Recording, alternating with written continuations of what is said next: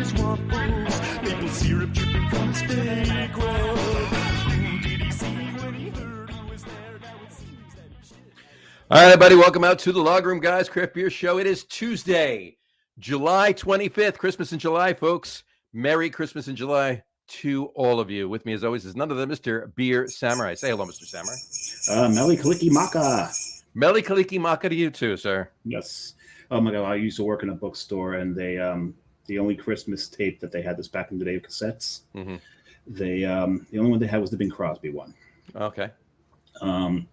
So I have a distaste for Bing Crosby because of that, because that's all they ever played. That's all they ever played, right? Yeah. And one time I had to be talked to by the manager because I went, Meli, if you don't change this tape, I'm going to Meli Kaliki fuck you up. There you go. So his solution to it was, then you make a tape.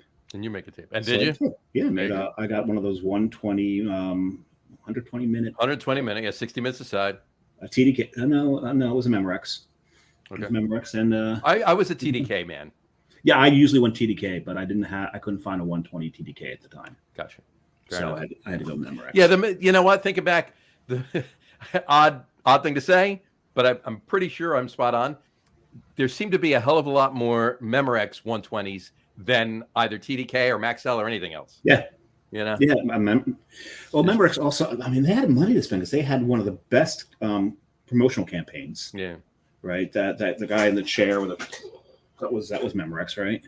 That was it Memorex or was that Maxell? Yeah, I think that was Memorex. Yeah. I don't know which one it was, but it was one of the two of them. Yes. It was one of the M's. One of the M's. No, it wasn't TDK. It wasn't TDK. Which was our tape of choice. Right. Exactly. Well, hey, happy National Wine and Cheese Day to you too, sir. Yeah, I've had cheese. Didn't have wine because I knew I'd be drinking beer. I had cheese too, and I could have had wine. I did not because we're drinking more beer than we normally do.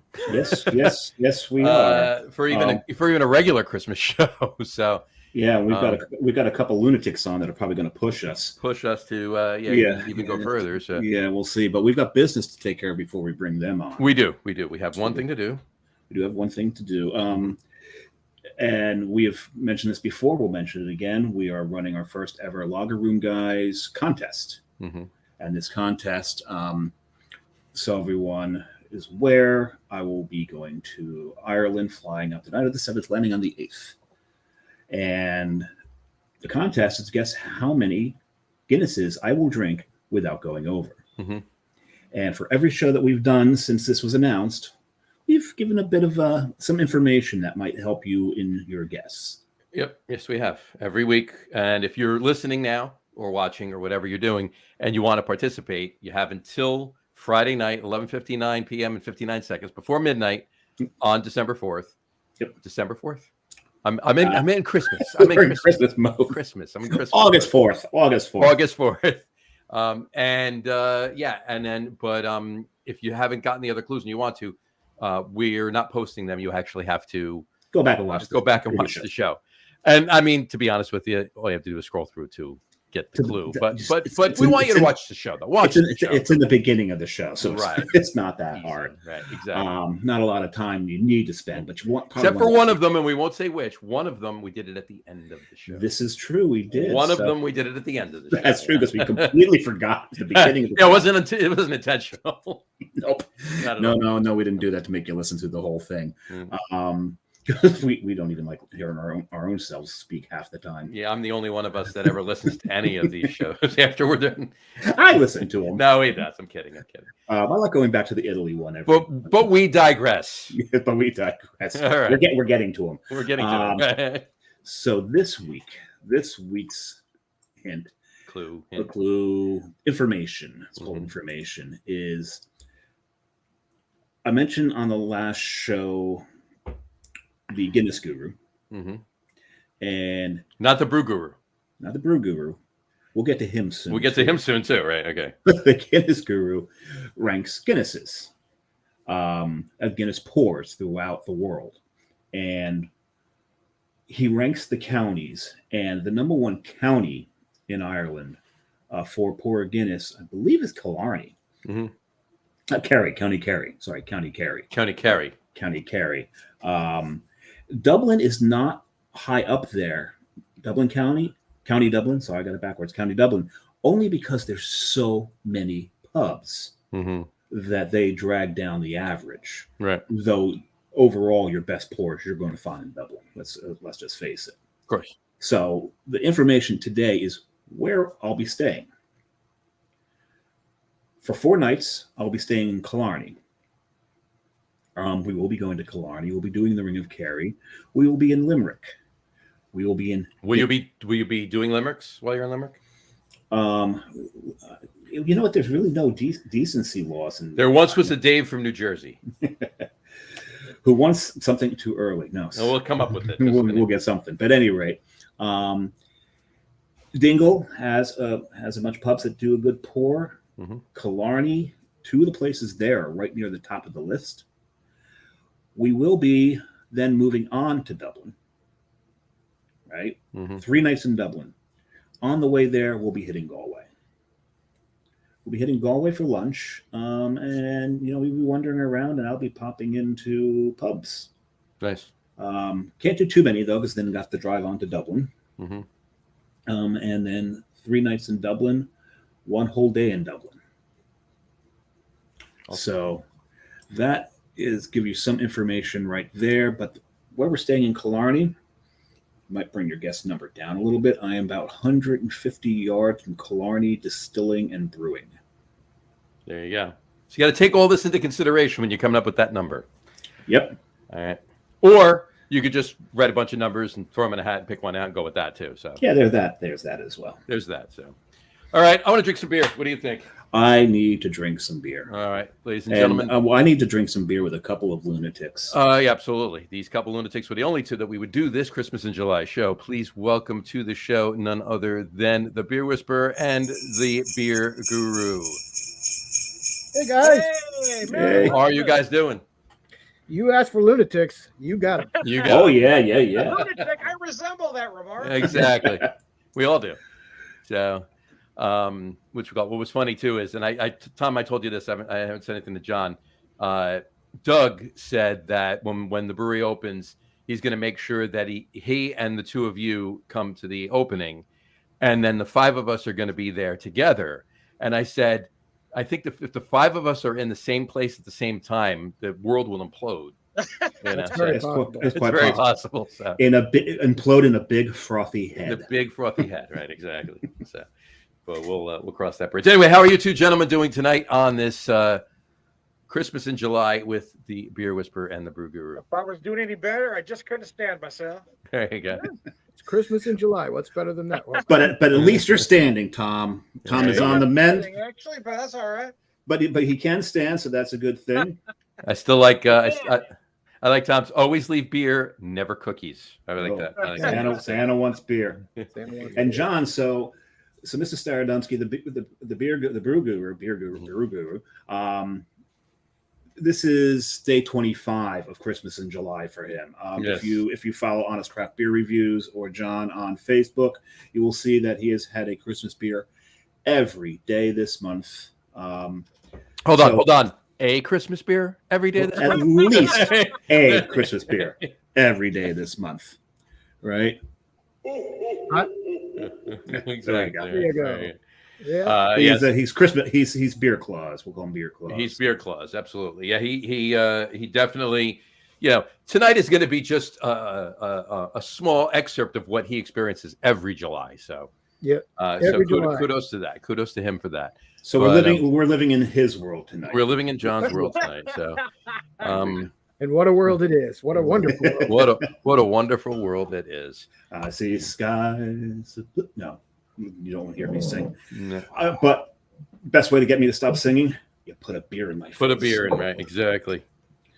So let's crack open some beers. Let's do it. All right. What do you? Tom? What are you having first? Well, because I know what the 3 of us are having first. I'm going to have the perennial. This is a holdover. I've got one left. Sierra Nevada Celebration. I'm going to start here, and then we're going to work out from there. You're going to great place to start. You're going to start hoppy. Nice. That's a bold move there. I was indeed going to do that. From here, it's all barrel-aged imperial stouts. That's all I got. There you go. It's going to be a fun. You say that? Oh yeah. That thing. So here you go. Here's the celebration. Here's the crawl for what Tom is drinking. There you go. There we go. Hint, hint. That might be back. Yeah, might. It's a Just Christmas show with John, and it might be back. That's a beautifully colored beer. That is a beautiful beer. I love that beer. That is a beautiful beer. All right. You know, I've hung on to these for more than a year in the past. Oh, And hell yeah. they're always fine. Yeah. You know, They are. I it's actually going to change a little bit, but they're not going bad on you. no. I've actually the oldest one I've ever had. You know, the year I had it right was actually 10 years, and it was still good. It wasn't what it is when it's fresh, obviously, but it was still good. It was still a good beer. They do hold up well. Yeah. They do. Yeah. Yep.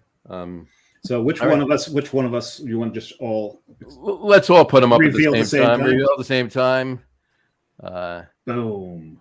Oh, we got the Anchor. I don't have one. Boom. Oh, man. And Yeah. John went a year older. John went a year older. I have in about 5 years. I only have 2 21s left. I have 5 of these left, so I'm having one of these. And I've got the 2021 our special ale glass. Very nice. Oh, Very, very nice. To drink it in too. So And there we go. What's the oldest one you've got there, Mr. Guru? I think 2015 is the oldest one that I have left. Sadly, I try and keep them, which is easier to do because when I was able to buy fresh every year, but unfortunately, that's not going to be a possibility. No, yeah, we're going to discuss all of that. That's my oldest right there. What's that? 2013? Yep. Very nice. That's the oldest one I've got. I'm going to put it down here very carefully. Wrap her back up. And these beers really age well too. Some of them don't taste all that great until they've got a couple years on them. Well, I'll tell you. There it is one more time. I'll tell you, I had so many of these. I kept them every year. I kept a certain amount of them. Always had it. In 2013, that year you have right there. Mm-hmm. All right.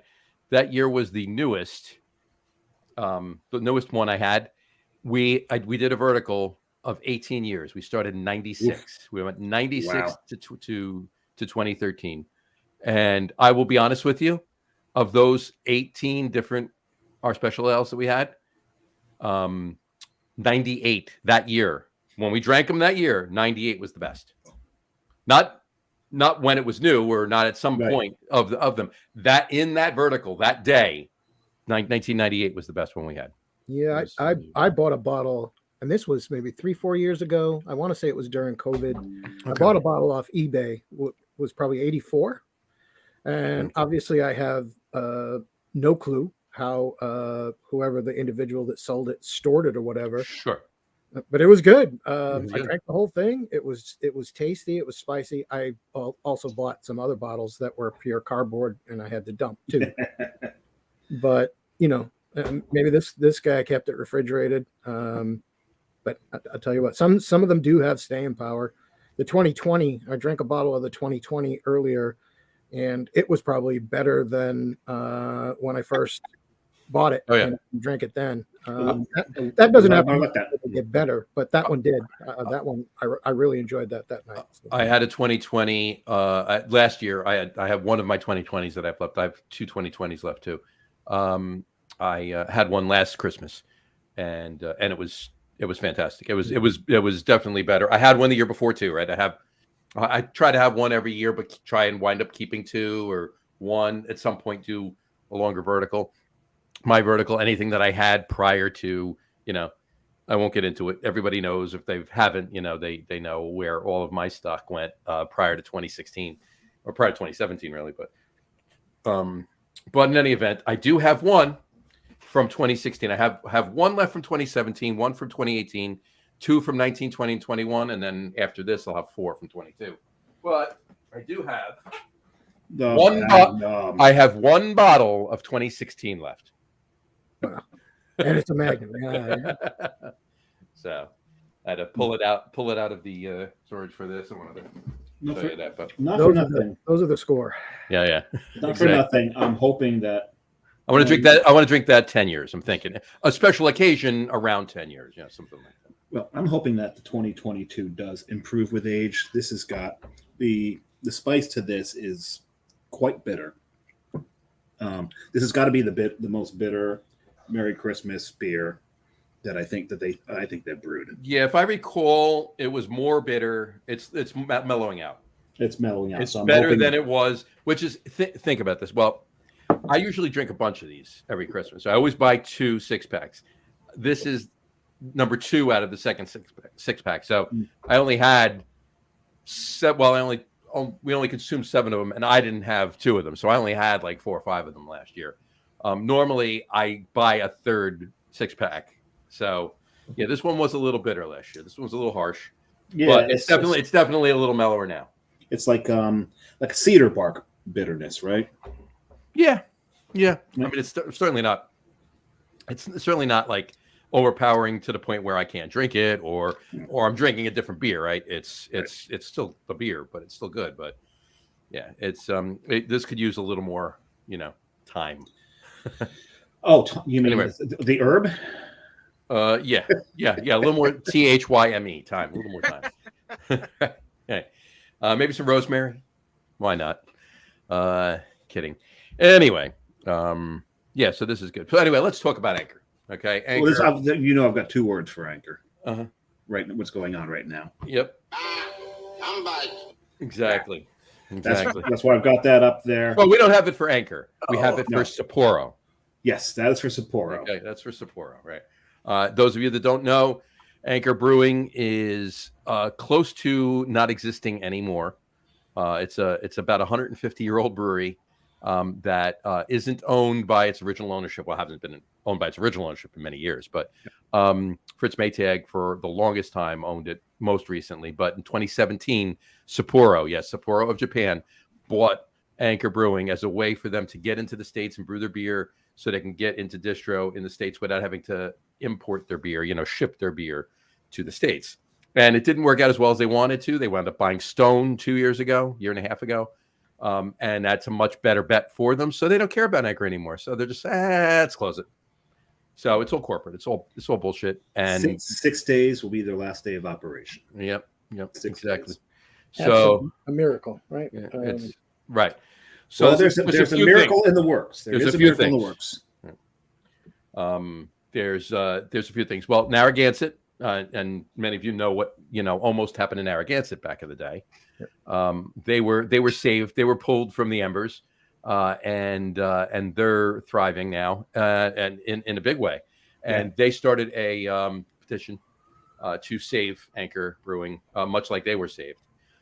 There are a few venture capitalists that are looking to get into the craft beer game, if you will. None that have been in it that I've seen anyway, that have come across any of the blogs or news articles that I've read. But they're looking into doing that. But the biggest thing is that the Anchor employees themselves are trying to put together a plan to purchase the brewery from Sapporo themselves, and obviously they'll have to go get the backing. So they're, where that stands, I don't know. I read the article. John, what was that? I posted it on Honest Crypt Beer, probably like 4 days ago. Something like that, I think it was. Yeah.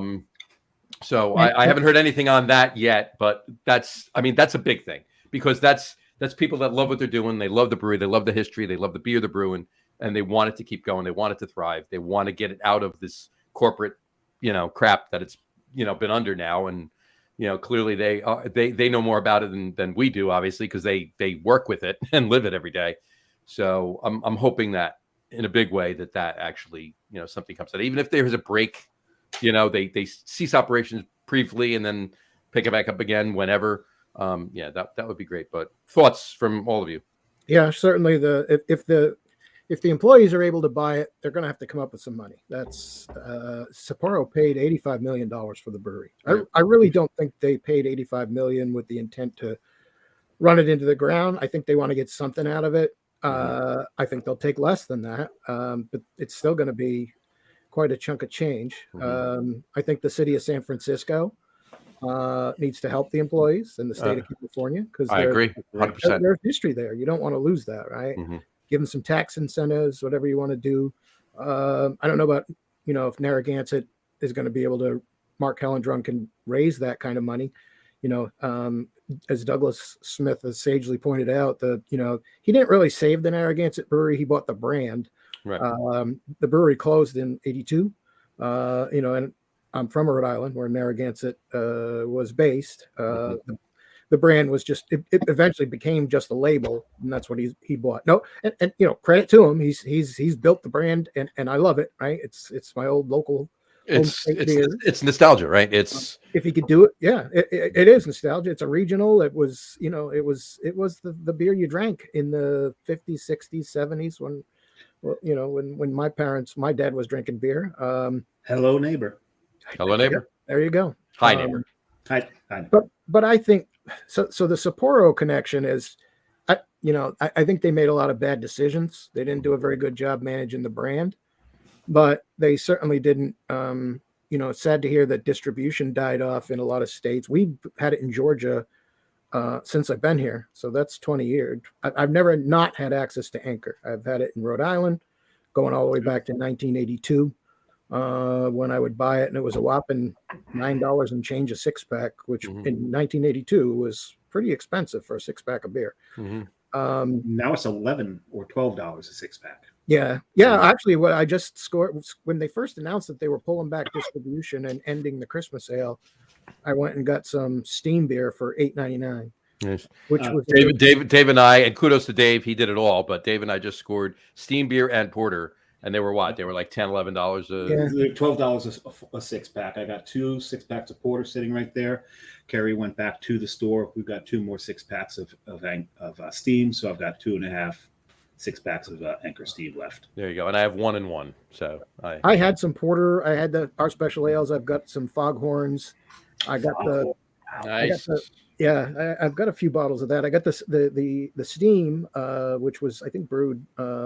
Only maybe it was like 3 months old, and then I from halftime I mail ordered. They had Liberty Ale, and nobody else had Liberty Ale. Yeah, I want to try and find some Liberty Ale, and I would love to find some Foghorn too, but I don't think that's going to happen. No, so.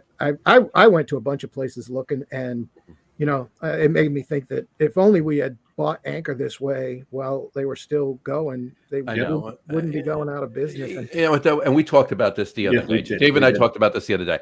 What we did, there was nothing wrong with, because we were supporting local. We were drinking fresher beer, local beer, supporting the local guys, supporting the smaller breweries. So there's nothing inherently wrong with what we all were doing, but we still should have, hey, you know what? I still buy Sierra Nevada from time to time. I still buy this from time to time. And I did buy an Anchor here and there. Yep. But I should have bought more. I should have bought, I should have bought 2 Anchors here and there. I think we double my purchase, And that's me included. I'm guilty of it because I love the beer so much. Certainly, Sapporo didn't ruin the beer, because the Anchor Steam I had was magnificent. That I just bought. The Liberty Ale was so hoppy and delicious. It's like, what was wrong? Why didn't I buy this? But I think the problem is we do support small brewers, but this is not a phenomenon unique to Anchor. Anchor is a special case for me because Anchor is a piece of history, right? Steam beer is a uniquely American style. You steam beer and pumpkin ale are probably the two. You can make a case for cream ale probably too, right? But steam beer and Anchor is the last brewery making it. They've been doing it since 1896. There's romance to the story because Fritz Maytag came in on a white horse and saved the brewery in the mid 60s. They almost went under then. Nobody else can call it steam beer. You can call it California Common, but Fritz has had the steam moniker trademarked for the longest time. But unless you're a brewery in New Jersey that really doesn't care about lawsuits. Or trademarks. or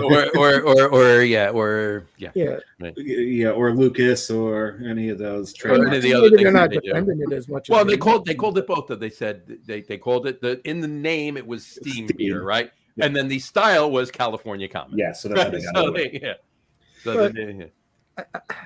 I think the problem is it's not unique to Anchor, though. Again, they've got the history and all these reasons we would want to preserve them. But I think in our quest to drinking local beer is great, but it's not always local beer we're drinking. We're going after the latest from Toppling Goliath or some other Yep. brewery that's out of, it comes into the state. What we're after is the new and shiny.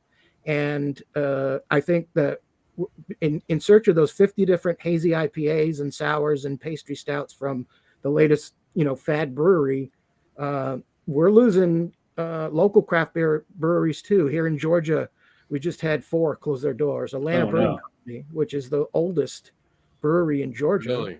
craft brewery, they're gone. Burnt Hickory just closed their doors. Did they? Oh, yeah. Oh, that's sad. Orpheus is gone. And who's the other one? There's another.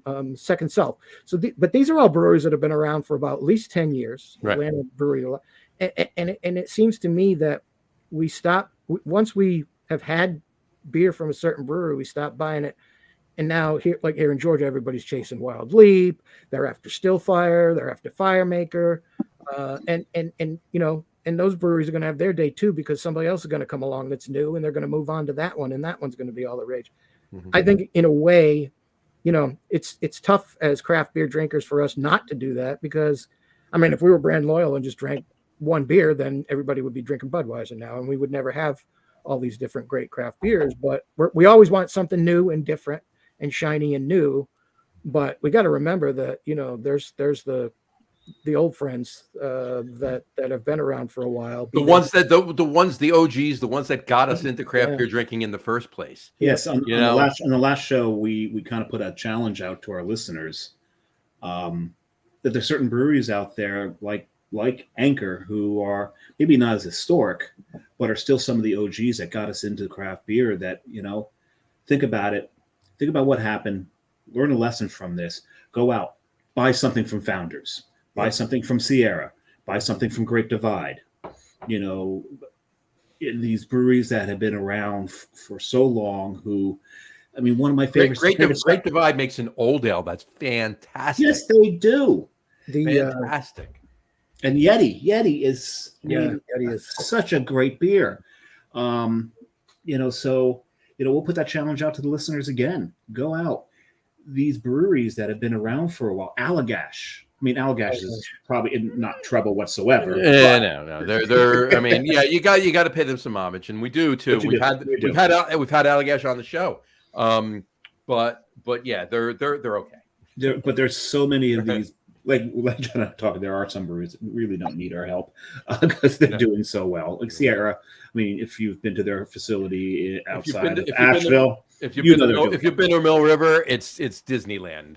It is. It's ridiculous. It's amazing. It's probably one of the most, along with Omegang, one of the most beautiful breweries I've ever been to.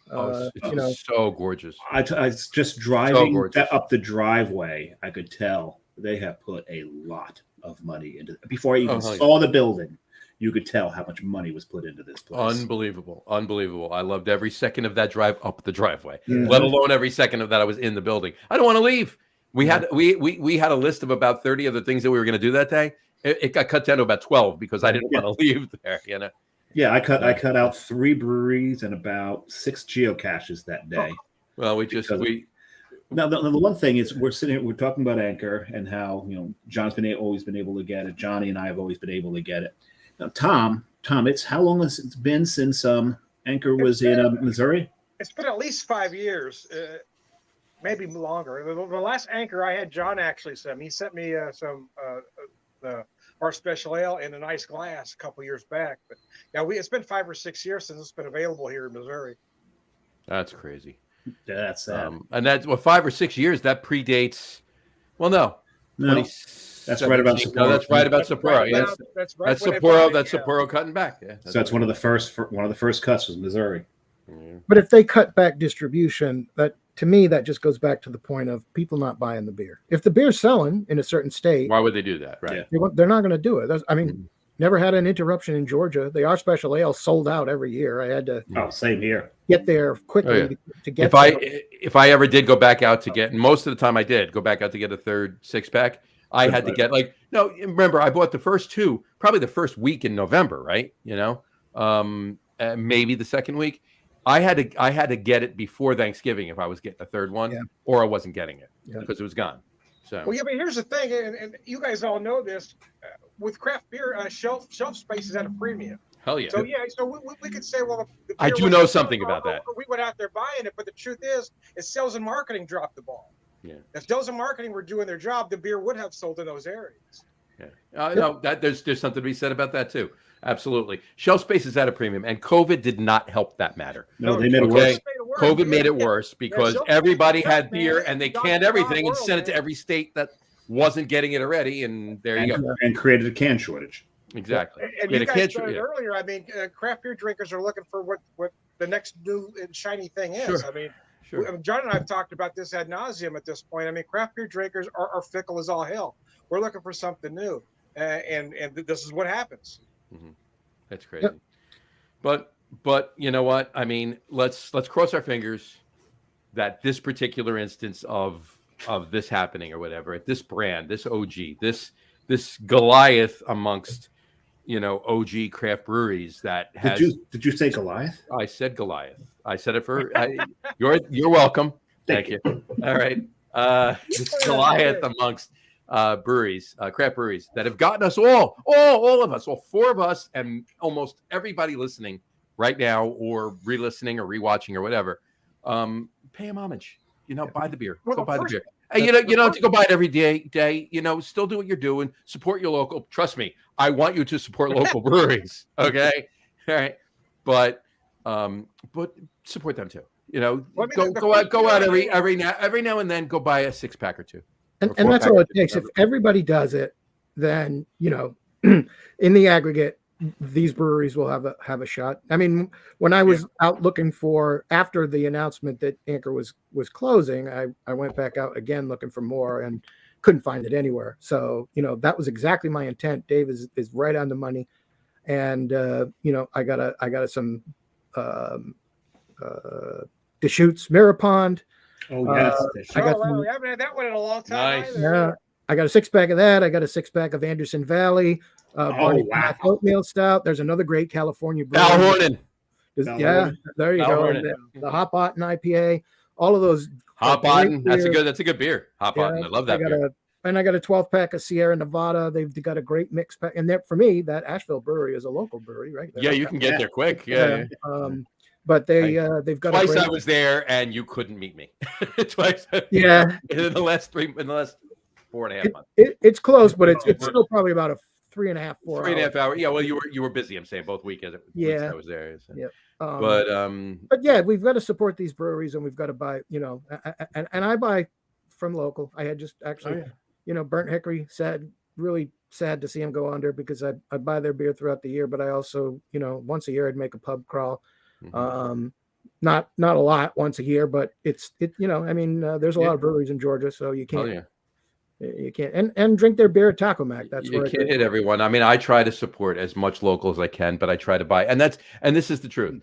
I'll have like you said, the toppling Goliath, or whatever's coming into Jersey.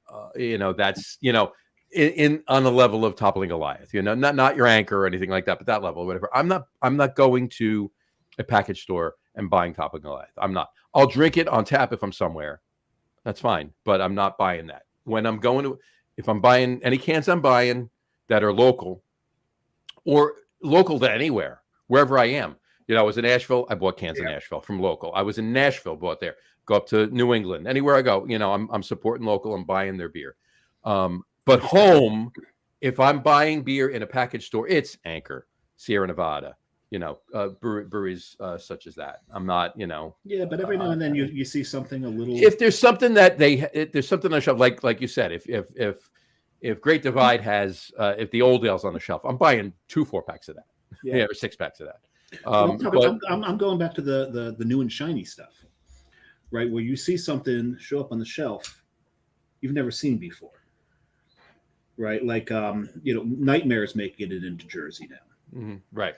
Right. And you're going to say you're not going to pick up a Yeah, Nightmare. no, I mean, well, see, but it's, to me, that's still local, right? Because it's not far away from us. Nightmare's local, but all of a sudden, Toppling Goliath releases bottles of SR71 to New Jersey. Yeah. You're not going to grab one? Yeah, I might. I know I'm going to, because that's one of my favorite beers. Mm-hmm. Yeah, I mean, there's certain exceptions, but for the most part, But it's then the again, other ones. but Right? then you said something that'll interest you. Speaking of toppling Goliath, this is my second beer. This is Holly Dots. Let's put the Holly Dots. There you go. This is there we go. This is you would think this beer would be an abomination cranberry apple cinnamon lager.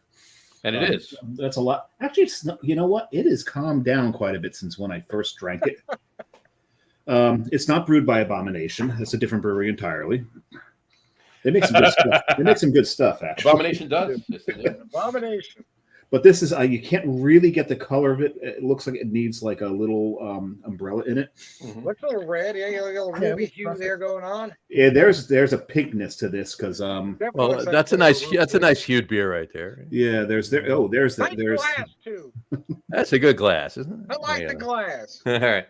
Got to get both of you these glasses. good, yeah, because everybody who appears on the program receives a free glass. No, Really? no. Hey, if that was the case, I'd have a dozen. Yeah, at least, yeah. As of tonight, you'd have a I dozen. can Yeah, open right. a store, damn it. Just send them a case to be done with it. There you go. Yeah, there you go. There you go. This will tide you over until Real next quick, week. though, talking about Anchor, I mean, Anchor would have been the first. Anchor Steam would have been the first beer I had that would have been considered a craft beer. Of course, we didn't use that term back in 1986, but yeah, Anchor would have been the first beer other than the macro that I had. Sure. Yeah, you're California born. Yeah, you were out rooting for the Dodgers at that point. I mean, come on. You know? I'm still rooting for the Dodgers. Well, no, they're in-house rooting for the I Dodgers. bleed Dodger blue. In-house rooting for the Yeah, Dodgers. Tom had the Anchor Steam when it was the first batch, right, Tom? What's that? You Back had in the first- 1896. Yeah, you had the That first batch of it. 1896. Yeah, there you go. Tom, you'll be happy to know, other than the fact that I do have a cap in that closet right there, I do have a Brooklyn Dodgers cap. Do you really? Okay, I have the blue cap with the B on it, right? Do have that, but I actually did just order the other day a Jackie Robinson jersey.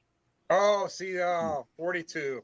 42, the old blue, the old royal blue with the white stitching. It's an I had to get it. So The answer to the question of life, the universe, and everything. exactly. Jackie Robinson. 42. Anyway, this is my second beer. As if you didn't guess it, it's the one that I'm Just just finishing that you're out. just There we finishing go. that right there. I didn't know you liked that beer. Oh, who didn't know I like that beer? Come on. And I want to show you something else too. When I was in Mill River, we were just talking about Mill River, I had to buy this. Now, I said I wouldn't wear it until Christmas this year when we do the Christmas, when I do our holiday show this coming December, whenever we do it, right? But I'm going to show it. I'm going to air it now. I'm going to show. I'm not wearing it. I'll wear it then. I'm going to show it now. Okay, I had to buy this. Oh, Yeah. There you go. And it's That's a hoodie. beautiful. So there you cool. Nice and warm for the holiday. go. Exactly. When I was trying to find beers, I just randomly started grabbing shit out of my fridge that I knew had been in the back of the fridge for a long time. Right. So I'm going to let you guys choose which one I drink here. I've got the Springfield Brewing Company Vanilla Zari Night. This is their barrel aged. Oh, you love that one. You love that one. Yeah. You had that on the show. You had that on the show in the holiday last year. Vanilla or chocolate and coffee? Which one you want me to drink? Vanilla. Yeah, drink the vanilla first, Yeah, drink the because vanilla. if you drink the chocolate and coffee first, you're gonna not taste the vanilla. Screw the pooch with the vanilla. Yeah. And I got the glass. Very I'm nice. not gonna be as good as John here. I don't have quite the John selection, but I'm Glass good. match, glass match. Nobody but John has the John selection. Okay. No. Okay. Much to my wife. I much to your wife's chagrin, much to my jealousy. So I do want to show this though real quick. This is 2020. Okay. Very nice. Very nice. I don't know if you can read that or not. That's 2020 pack. So you're gonna have to. Very nice. Beer Guru, are you Brew Brewer? Are you moving on, or are you still? I'm almost done with my OSA, and then I will be grabbing the next one. There you go. Very Oh, soon. tell me that doesn't pour beautifully. Oh, that is beautiful. That is a pretty pour. So this one comes in at 9%, I believe. Let me double check. We're getting a 90%. beautiful reflection off that glass out your window. Oh, it's gorgeous. We can Gorgeous. see it. There's a tree out there. And I was enjoying that. Put that back. You're not allowed to drink it now. I need to see the view you've got there. So this one's just shy of 3 years old. Nice. It'd be 3 years Black Friday. 3 years on Black Friday. Nice. Very nice. Damn. And Black Friday is a great day. And Dave and I are always with each other on Black Friday in the Atlantic Highlands. In the Atlantic Highlands. Ish. Getting some. They typically pop out their Zari night on Black Friday every year. There you go. They're various barrel-aged versions of. So Carton Brewing has a tradition on Black Friday. Oh, is look when at John had a wardrobe change. Nope. Well, the shirt underneath is "I believe in Santa Claus" for the. Oh, there you go. Don't There you stop. But, That's a Journey shirt there. it is. It's "Don't Stop Believing." Don't stop believing it. But for the viewers, the scarf is an Anchor. Anchor. Yes. Dave, by golly.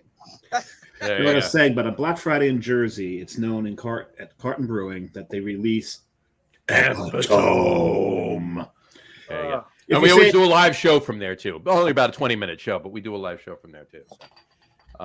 But I cannot confirm nor deny that there will be another black IPA from New Jersey released on Black Friday this year. Ah, I'm just going to leave it there. that's a great Competition. style. That doesn't. Just going to leave it get there. Yeah. Just going to leave it there. Are you going to call it a black IPA and go with the whole? I don't know what you're talking Contradiction. about. I'm not confirming or India denying Dark it, so Ale. I don't know what you're talking about. India Black Ale. That's what it should be called. India Cascadian Dark Ale. I gotta say it, But if you don't use Cascade hops, how is that Cascade? Who's to say we're not using Cascade? So I got to tell a story real quick. So at the brewery I work at, he does this beer. They call You can say the name, Tom. You can say the name. so they call it Banter Brewing. So Banter Brewing in what city? It's got Springfield, Missouri. Springfield, Missouri. There you go. So Banter Brewing, Springfield, Missouri. He's got a beer called Foggy Prophet Dark Mist. So, Okay. but so we can our own, just 16-ounce cans, one at a time. But everybody else will write on the can, Foggy Prophet Dark Mist, Black IPA. But I always write India Dark Ale, and I'm the only one that does that. I always India write Dark Ale. India Dark Ale. India Dark India Ale. Dark Ale. And I love nobody it. corrects That's me. great. Nobody corrects me. Nobody tells me to do it different. India Dark Ale. India Dark Ale. I love it. By the way, we had a comment in. Jessica, the lovely Jessica, says, "Merry Christmas. Should I put up my Christmas village?" Absolutely, you Yes. should. Right By now. all means. Right this very Put it right up. Send a picture. We'll get it online. Do it. Yeah, do it. Just do it. Just like Nike. Just do it. Just Oh, do it. I was actually doing Emperor Palpatine, but You were doing. You were doing. Do it. do it. Do it. Oh yeah, get it. You know what Emperor Palpatine does to a bad cut of beef? What you do? Stew it. Stew Do it. Do it. Good. Good. You know where he does his shopping, right? Where? At the Darth Mall. At the Darth Mall. There you go. I see what you did there. So I've So got. I do want to say the first time I had that beer is when Bruguru sent me one before we got it in my neck of the woods. Yeah, he sent me one a few years back. That beer A lot of is the beers I had for the first time were from him. that the ABV on that beer I think is grossly understated. Oh yeah. They put it at what, 10%, right? Yeah. They Oh, put it at that's- 10%. Oh no, that's more than 10%. No, there's one time I had I was in a bar. I had 3 of them. And that number 3 figured prominently because when I tried to leave, there were 3 doors. Right. Just go to the middle one. Go to the middle one. I aimed for the middle one. Right, just go to the middle one. I was correct. Right. Right. I was so surprised I was correct. I fell on my face as I went through it. Right. Yeah, that is a grossly grossly understated ABV on that beer. It's a It is. great beer. It I really It's holds up. phenomenal beer. I have an 09 and a 2010, one of each of that. They age well, and then they barrel age it and call it dark ops, and it becomes a whole different level of loveliness. Black Ops. Black ops. Black Ops. Oh, dark ops is something else. Dark Ops is a completely different. Yeah, I think Jenna Jameson was in that. That's my. So this one is a 2012, so it's got 10 years on it. Nice. And, Damn. it's fantastic. It's roasty. It's dark chocolatey. It's still got a nice bitter finish, and there's no oxidization. It's just really held up. Really, that's a beautiful thing. I always get. I think one year they came out in 4-packs. They reduced it to 4-packs. But it was back to 6-packs, and it's got a new label now. But It does. It's one of the beers that I do buy a 6-pack of every year, along with what the Anchor special ale. So there's no licorice to it whatsoever, huh? Am I getting licorice? I don't. Because usually when you get an imperial stout aged for a while, and oxidization can show up as licorice if it's not pennies. No, I didn't pick up anise-like notes, but it can be interpreted as licorice. Yeah, same. Yep. I don't think I'm getting licorice. Well, that's maybe a great little then. Cherry even going along with I the like dark the chocolate. licorice note. I like I get that when I or do. the anise-like notes. I get that when it's brand new. Yeah, young. I like licorice in a young imperial stout. I like that herbal note. Yep. Did she bring up one of her Christmas Village things, Tom? John? No, she didn't. No, Oh. Not yet. I'll be. Excuse me one second. I'll be right back. No, go ahead. I don't know if he had to fart or he actually had to go do something. he's just gone. All right, man, you're the host. What should we talk about? Well, we're still talking about John's beer. It is that beer. Listen, that beer. I brought a Black Ops to a football game once.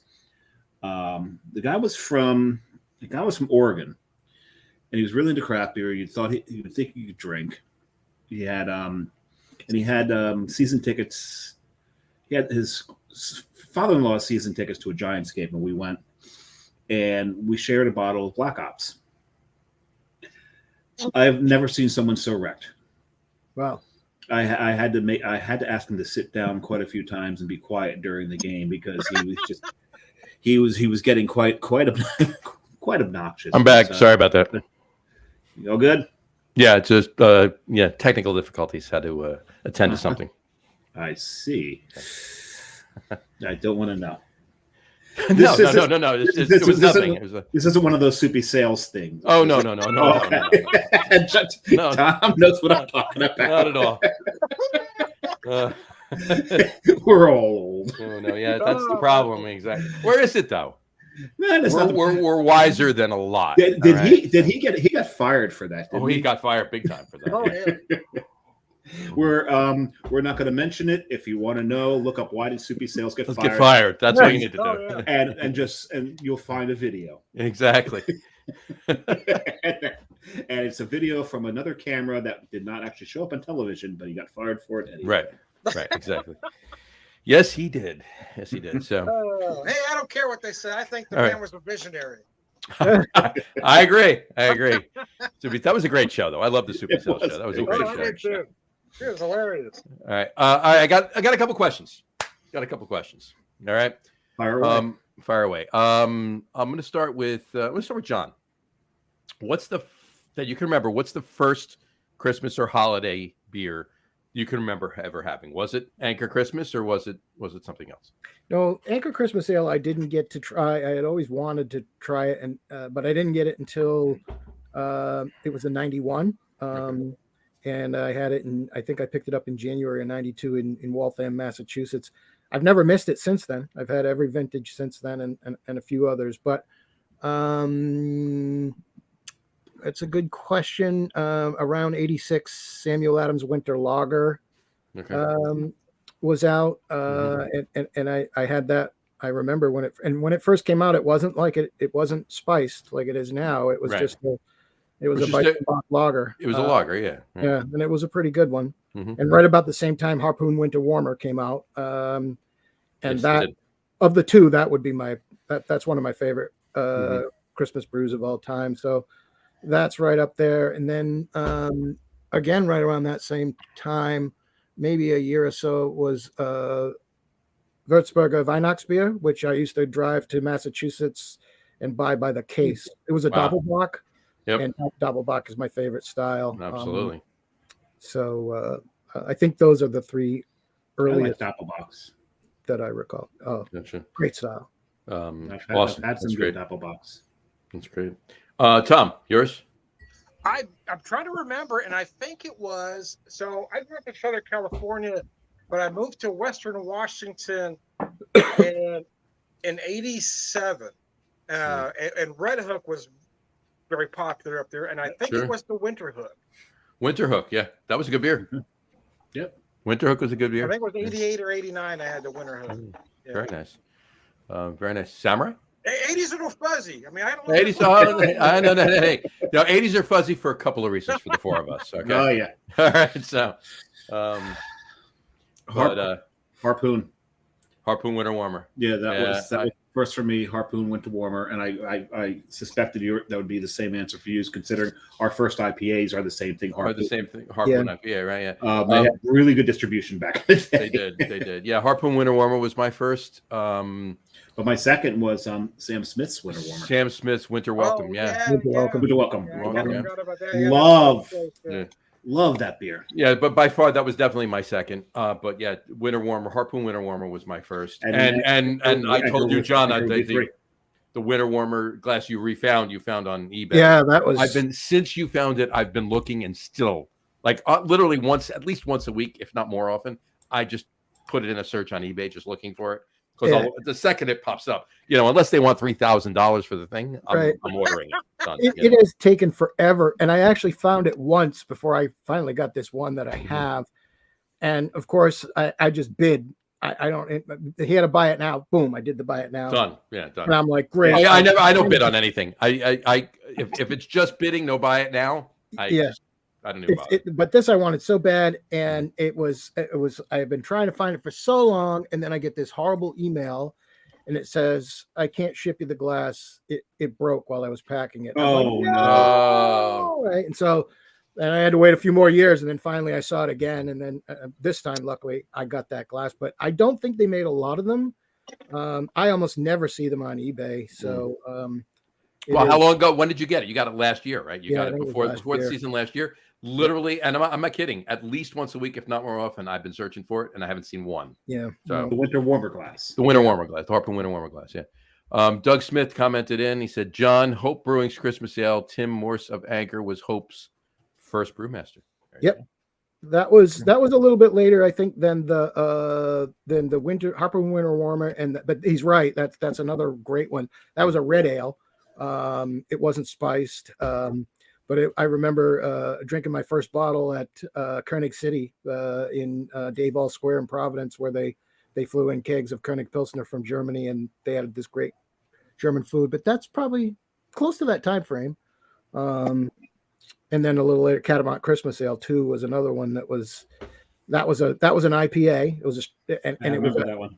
It was a super hoppy IPA for the time. It was nice. That's why I wasn't all that fond of it to begin with, because it was hoppier than way hoppy, really hoppy. Yeah. It was phenomenal, but it wasn't it wasn't like the Harpoon Winter Warmer with the spicing and all that. So it was different. It was different. Good. But he's right about it. And the Hope had the Anchor connection too. That's right. Timothy Morse came from Anchor, and Hope never built a brewery, but they bought equipment from Molson, put it in storage, and then never built their own brewery. They never built their own brewery. Right? Yeah, they contracted at the Lion. So, everybody, say hi to Tommy with me. Hi, Tommy. Hey, Tommy. Hi, Tommy. There you go. Tommy. There you go. All right. Not that Tom. Another Tommy. I was gonna say who? I talk to myself from time to time. No, I just got a text that Tommy is watching, so we said hi, Tommy. Hi, Tommy. Hi, Tommy. So, all right.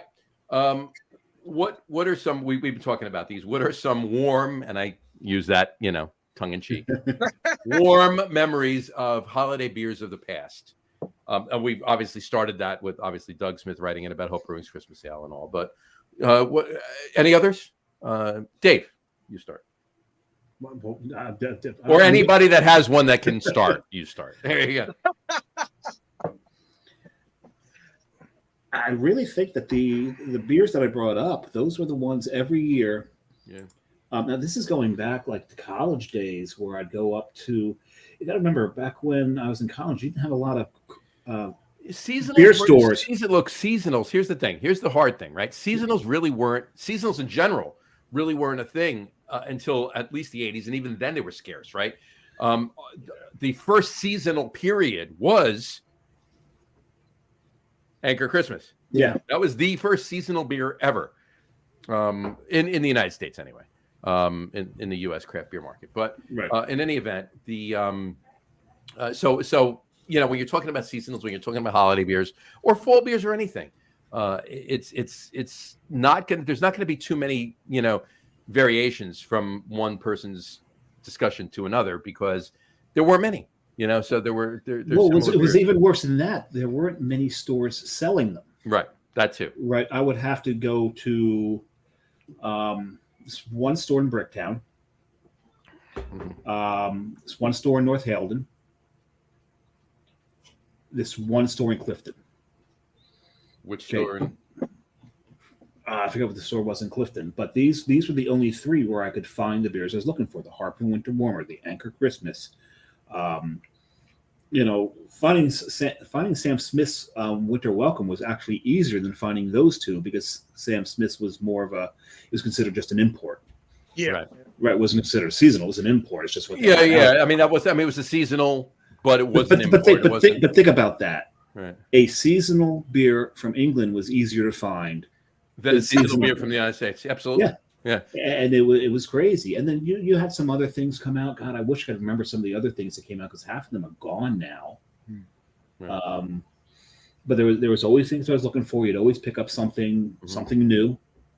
And maybe John, that's you know what you were talking about earlier. The new and shiny is, you know, back in our day, you know, if you saw something new, that was great because it was rare that something new came out. So we all got used to this. It's the whole thing that it's my whole theory behind, you know, many guys our age have like an online gaming addiction. Why? Because we don't have to put quarters in for a change. Right.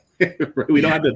We don't have to beg our parents for a quarter. We can sit at our desk and play continuously. Yes, but on that note, if I go to Barcade, I don't leave No, of course not. because there's still that nostalgia for it. yeah, but it's just a quarter.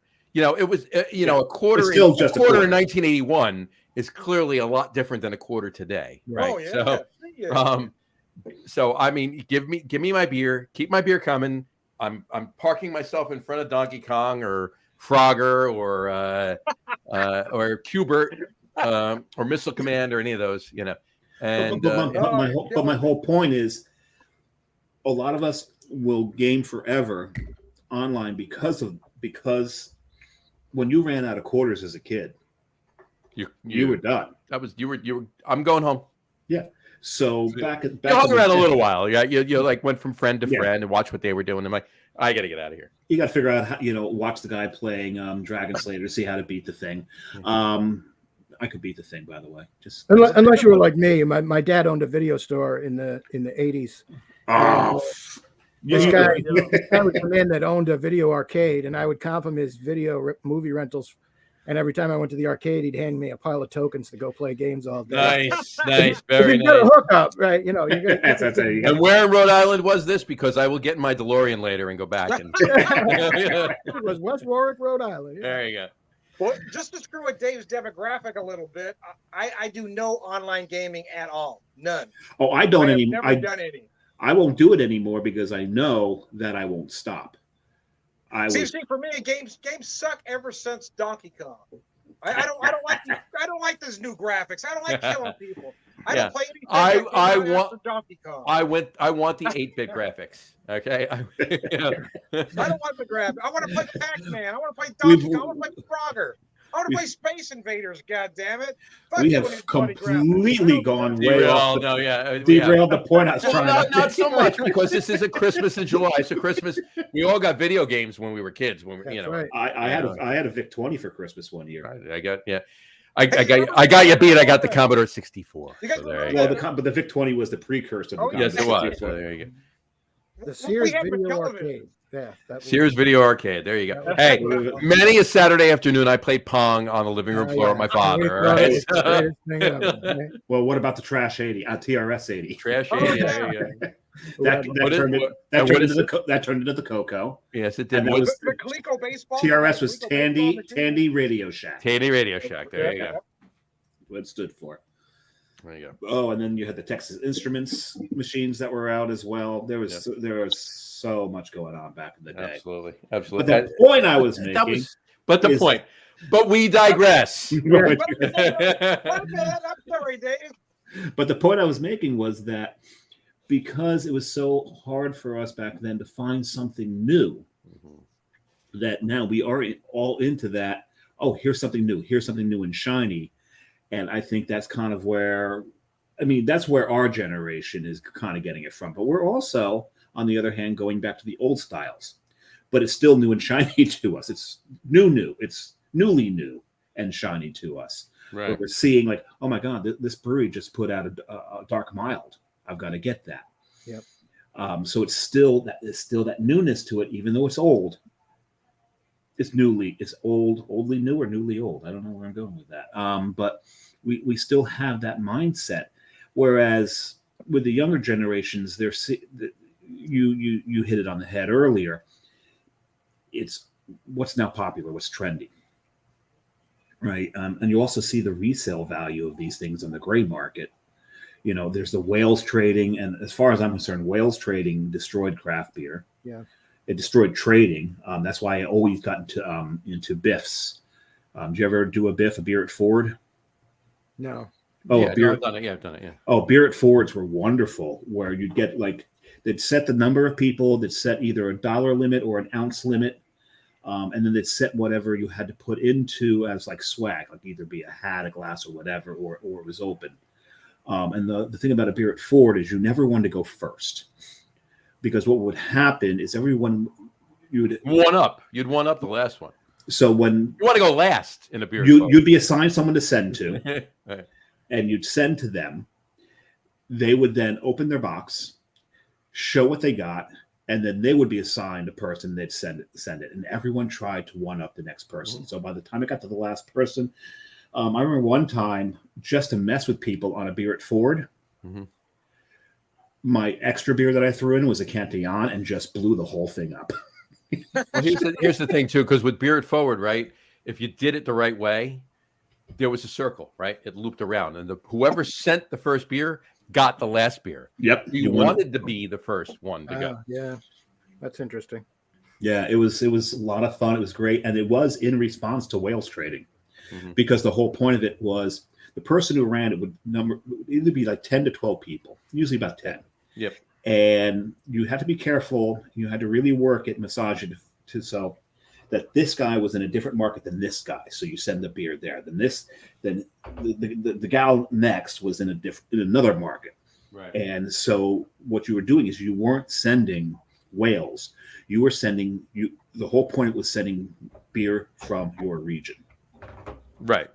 Right. Like, so, Tom would be sending Banter and Springfield. Johnny and I would be sending Kane and Carton and Source and other breweries. John, the breweries that you mentioned earlier from Georgia, that's what you'd be sending, because we can't get it here. And that was the original point of beer trading. Right. You can't get this beer, I can. You can't get this beer, okay, I'll swap you. And then it became whales trading, that ISO and FT. ISO FT makes me sick, because that was whales trading, and I think it ruined craft beer. I agree. John Stepakura commented, an Anchor Christmas years for old time's sake. Oh, Yes. there we go. Yes, We did all just we finished ours. we did. We had them before. We started with those, and absolutely, and hopefully, John, I really, really hope you're wrong that it's not for old time's sake. Yeah, hopefully we'll be drinking in the future. Exactly. Yeah, this last iteration was the 48th, and I was really looking forward to drinking the 50th. I want to drink 50. Anniversary I want to drink special 50. ale. Yep. I want to drink 50. Yeah. I want to drink 50 of them? I think you'd be dead if you drank 50. But you'd have fun trying. I will try. Right. Exactly. So and if you don't die, Let's go you're try it. if Or you do not. right. Exactly. thanks Do or Yoda do not. Exactly. and John. Do or If you, do not. if you don't die trying, you're gonna wake up with penises drawn on your face. Guaranteed. Oh yeah. Well, that's never mind. Anyway, Oh, I've opened John, my John third- calls that a Saturday. It's a Saturday, right? I've opened my third. This right See? here. Avery Oh, Brewing that's Old Jubilation. And the One thing of, is, one of my favorite styles right there in English Old Ale. One of my and here's the Oh, thing, there you go. it's Avery, and it's only 8.3. So for Only Avery, 8.3. So that's a session. that's I've got one of those. Avery. I haven't drunk one of those yet for Christmas in July, but it is a great one. That and the hibernate. That's a Look at the color on that Old Ale. It's such. Oh, that's it's such a I've solid gone one. with another pink beer, so I kind of put it in my Bolero Snort can glass. They have from it Frosted Frog that's Christmas great. sale from Hop and Yeah. Frog. Dave, are you going through your Barbie phase? No, He's a Barbie girl in a Barbie world. Another pink. It's fantastic. He's made of plastic. Yes. You gonna keep going on that? Can you do the No, whole I'm song? done. That's it. I'm good there. John, you were talking earlier about He's doing Aqua. My God, the fact that I know who did You that. know how song many is- times I've heard that song in the last 3 weeks because of this damn movie? You're going to okay? keep hearing it. Yeah. Go see Oppenheimer. A friend of Jonathan's and I is in that movie. Yes, You he is. were talking earlier about some other great Christmas beers that we remember, and I Mm-hmm. got a one of them that I really love is that I haven't had in a long time because I can't get it here is Gritty McDuff's Christmas. Oh, Ale. Gritty McDuff's Christmas. Oh, Yes. And I have fond memories of drinking it at the bar, bringing home 750s. But the wonderful thing about Gritty's, so it was a Ringwood brewed Scottish ale. Mm-hmm. And Gritty's had this tendency to celebrate every holiday with a Ringwood brewed Scottish ale. At Halloween, they had the Boo, Which was a Ringwood brewed Scottish ale. with a Ringwood brewed Scottish ale. Right. 4th of July, they had a Ringwood brewed Scottish Scottish ale. ale, Any holiday you can think of, they would celebrate it. Oh, it's National Cheese Day. Let's brew a Ringwood brewed Scottish ale. Yeah. Right. Yeah. You know, she'll talk like a pirate day. Well, you know what? It's funny you say that though, because Dave and I, I think Dave, you had it too. We've had him on the show. Joe David, he owns the Old Ship Inn, which is now Descendants Brewing, but it's still the Old Ship Inn. It's a brew pub. It's the oldest brew pub in New Jersey, and he has a Ringwood system, and he brews a Scottish ale. So we've essentially had, Same thing. that beer Christmas ale at your- recently. there you go. Yeah, You have year-round access to it. exactly. So, John, we've got another comment. Read Yeah, it we if do. you- Let me throw this read- up. Read it if you can. I will put it up. Doug Smith comments: a fresh Great Lakes Christmas ale hauled back from Rhode Island, from the brewery in Cleveland for John and I to drink in the early '90s. A pin of Emerald Isle Holiday Ale brought to John's house Okay. by the brewer. Ghosts of Christmas beers past, fond memories. Oh, Yeah, wow. In fact, he means a pony. We got a pony keg from That's. I was wondering what he meant by that. No. yeah from the. I think he tried the autocorrect must have changed it from Yeah, pony I to pin, but that was we stayed up all night listening to Christmas music, blasting. I think my brother was downstairs. Oh, you blasting delinquents. Yeah, and we were doing the classics and just drinking that beer all night long. It was a great Christmas Eve. That Christmas sucked, but we had a great time with drinking man. that. I can't believe I didn't remember that Emerald Isle Holiday Ale because he's right. That was amazing. And the brewery was like 2 miles from my house, so they specialized in cask ale, and they were ahead of their time, I think, and it was tough. They sold in New York and New Jersey and in Rhode Island and Mass, but tough to stay alive just for that small niche market in a niche market. So Yeah. Hmm. In a very, very small state. in a very small state. In a very small state. Yeah. I mean, literally, I don't want to say it's too small, but if I stepped out my back door, I was in Massachusetts. If I stepped out my front, I was in Connecticut. So, this is not a big state. So. Small state. Yeah, it's a small right? state. But you know what? I love that state. I love the state of Rhode Island. And you know what I love? This beer is fantastic. This Yes, really, it is. this Avery Old Jubilation is such a good beer, and just an English style old ale is amazing too. And Matt told me the other day, he said, we were talking about beers we're brewing. We were talking about some stuff. We were having a meeting at the brewery, and Matt said, and I'll say this because both my daughters get married in a couple of years, but soon anyway, I should say. But my one daughter, it's sad, like she's engaged, right? Matt said to me, he says, I said, when are we going to brew an old ale? He says, not yet. He says, when she announces that she's pregnant, I'm going to brew an old ale and call it Grandpa and put your face on it. So have you guys brewed a holiday ale, or what are your plans to plans to brew one, or Oh no, we have plans to brew several holiday ales. Yeah, we'll What have style? a What do few. you No, look at? I mean, I want to brew. Well, we'll definitely do a winter warmer. I want to do an old ale. I don't necessarily want to do it for the holidays. We'll do it around the holidays and for the winter and everything. For the else, winter, but- yeah. right. But the holiday ale will be a winter warmer, like a classic winter warmer, or one like a that's classic light? winter warmer. And I'm sure we're gonna do but it'll be I'm sure it'll have a Belgian twist to it since Matt will be brewing it. Yeah, and, of course. But it'll probably be, similar to Nice Schoof, which I'm not upset at. No, you know, how could you be mad at that that? or Scaldis Noel. Scaldis Noel's an amazing beer. That's too, a great beer. So, What was the first one you said? Nice Schoof. Gesundheit. Thank you. There you go.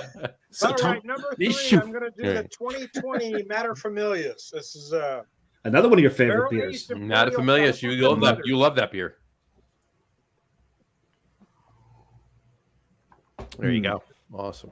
See how he does. All right. God, I forgot how good Frosted Frog is. Frosted Frog's a good beer. Frosted Frog's a very good. They Damn do another. good. What's the other one that's almost like a semi-Clausen style? They do another. I can't think of the name of it.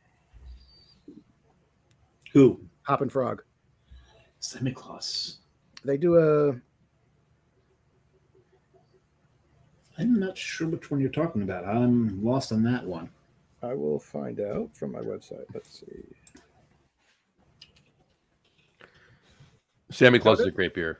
I actually have a couple bottles of Sammy Claus that I thought briefly about having one on the show tonight, but with these, I'm like, maybe not.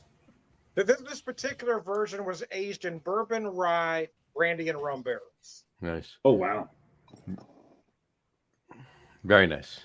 Very nice. Daddy, is that Froggy Seventh Heaven, John? No, it is. Oh, damn. Why That can I I not have. think of the name of it? That I have no idea. They make a lot of strong beers, I'll tell you They that. do. I think I've only had it once, and it was really, really, really good. Yeah, I did mention this one is 11%. Wow. 11. Nice. One of my Froggy Claus. Froggy Klaus. That Yeah. makes Froggy sense. Claus. That's right. Oh, That's right. yeah. Froggy Claus. That makes Yep. a lot of sense. This is coming off. Oh, come on. Is it that That's hot? no, it was coming off my head by itself. I would love to see them do a takeoff of Out of Kilter Okay. and gangster it up a little bit, called Straight Out of Kilter. Straight out of kilter. There you Do something like, I don't know who they could collab with to do that, but there's got to be. Well, there's. Oh, and Rhode Island Brewery's got to do a Straight Out of Little Compton, go. right, John? Yeah. Straight I've out of never had the- it, but that sounds right. Little Compton's one of those places in Rhode Island that people that from Rhode Island don't tell anybody else about because they don't want to spoil the place. Yeah. Straight out So- of Little Compton, man. So Little Compton, no one heard me say that. Yeah, man. Don't Straight ever, out- don't ever go you, there. you didn't mean that. You Don't didn't mean go that. You meant straight out of Kingston. That's what. There you go. Straight out of Kingston. There you Yeah, Kingston. go. Straight out of the CF. yeah. It's Yeah. more yeah. like it. All right, I got a question. I got another one. Here we go. How many Christmas ales, holiday ales, winter beers? All right, and this is mainly for John, but it's for all of us. How many Christmas, holiday, winter beers do on average total do you usually buy every year on a regular basis? Oh, gosh, wow. 2 cases, 3 cases, 8 Oh, cases. more than that. That's how I do Christmas in July. It's 1, 2. Of course, yeah. Yeah, I I- would say probably 4 cases. 4. yeah. I probably end up with about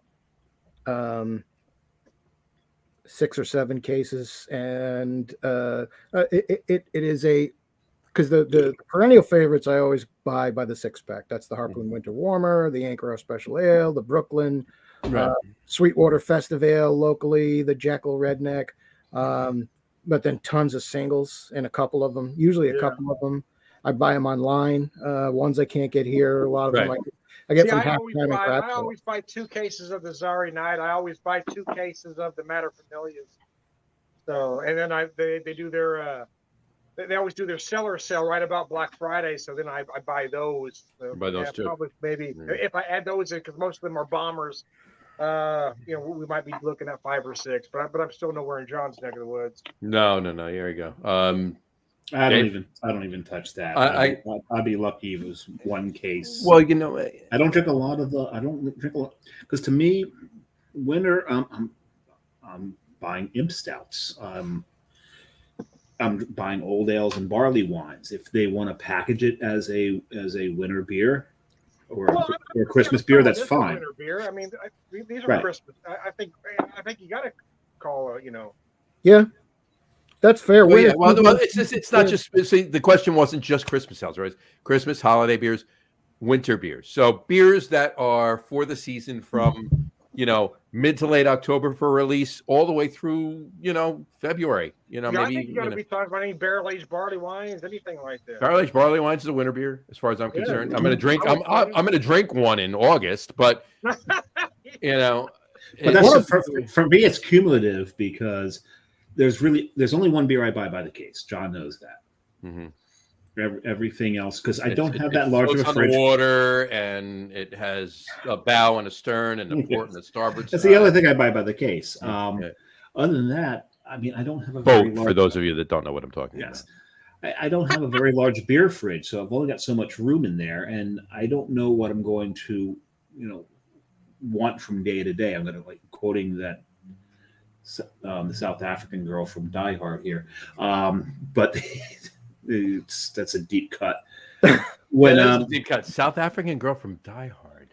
Yeah, he knows what I'm talking about. Where The supermarket. there, Tom's got me. Hey Yeah. man, I've got all the movies, man. He just watched it as a matter of fact. Oh, well, there you go. Yeah, it took me a second. I'm like, oh, right. Yes, there you go. It's like you come here every day. Well, I don't know what my taste is from day to day, right? Something along those lines. But it's the same thing. It's like I like to have. Oh, it's not Die Hard. That's not Die Hard.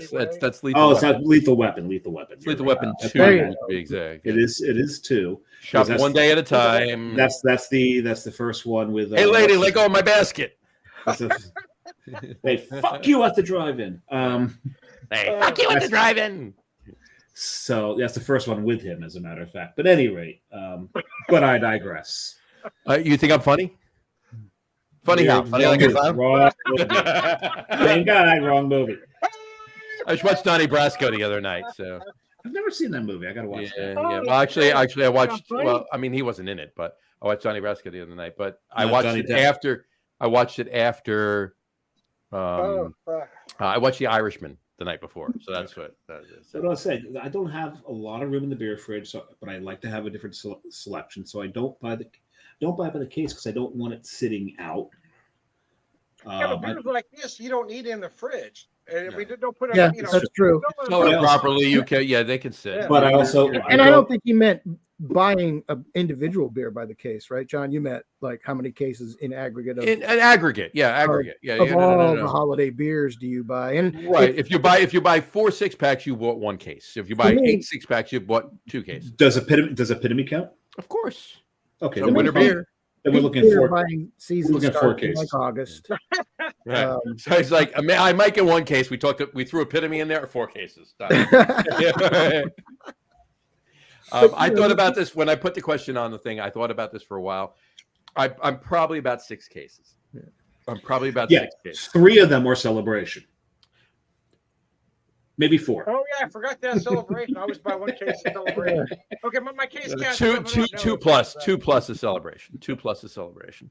I'm probably so are you guys like maybe 7 over. It's at least 6. It's 6, 6.5. 2, 3, 4, 5. Yeah. I probably do 7 then. Yeah. So do you slow down in January and February? Hell no. Well, I mean, most of my winter beers I'm going to buy when they're getting first released between the end of October and December, right? So I'm really not buying any beer in January or February for that matter. I might, if there's something else that gets released that's winter-esque or whatever, I may pick I go looking for 4-pack or 4 packs or 6-pack. But what?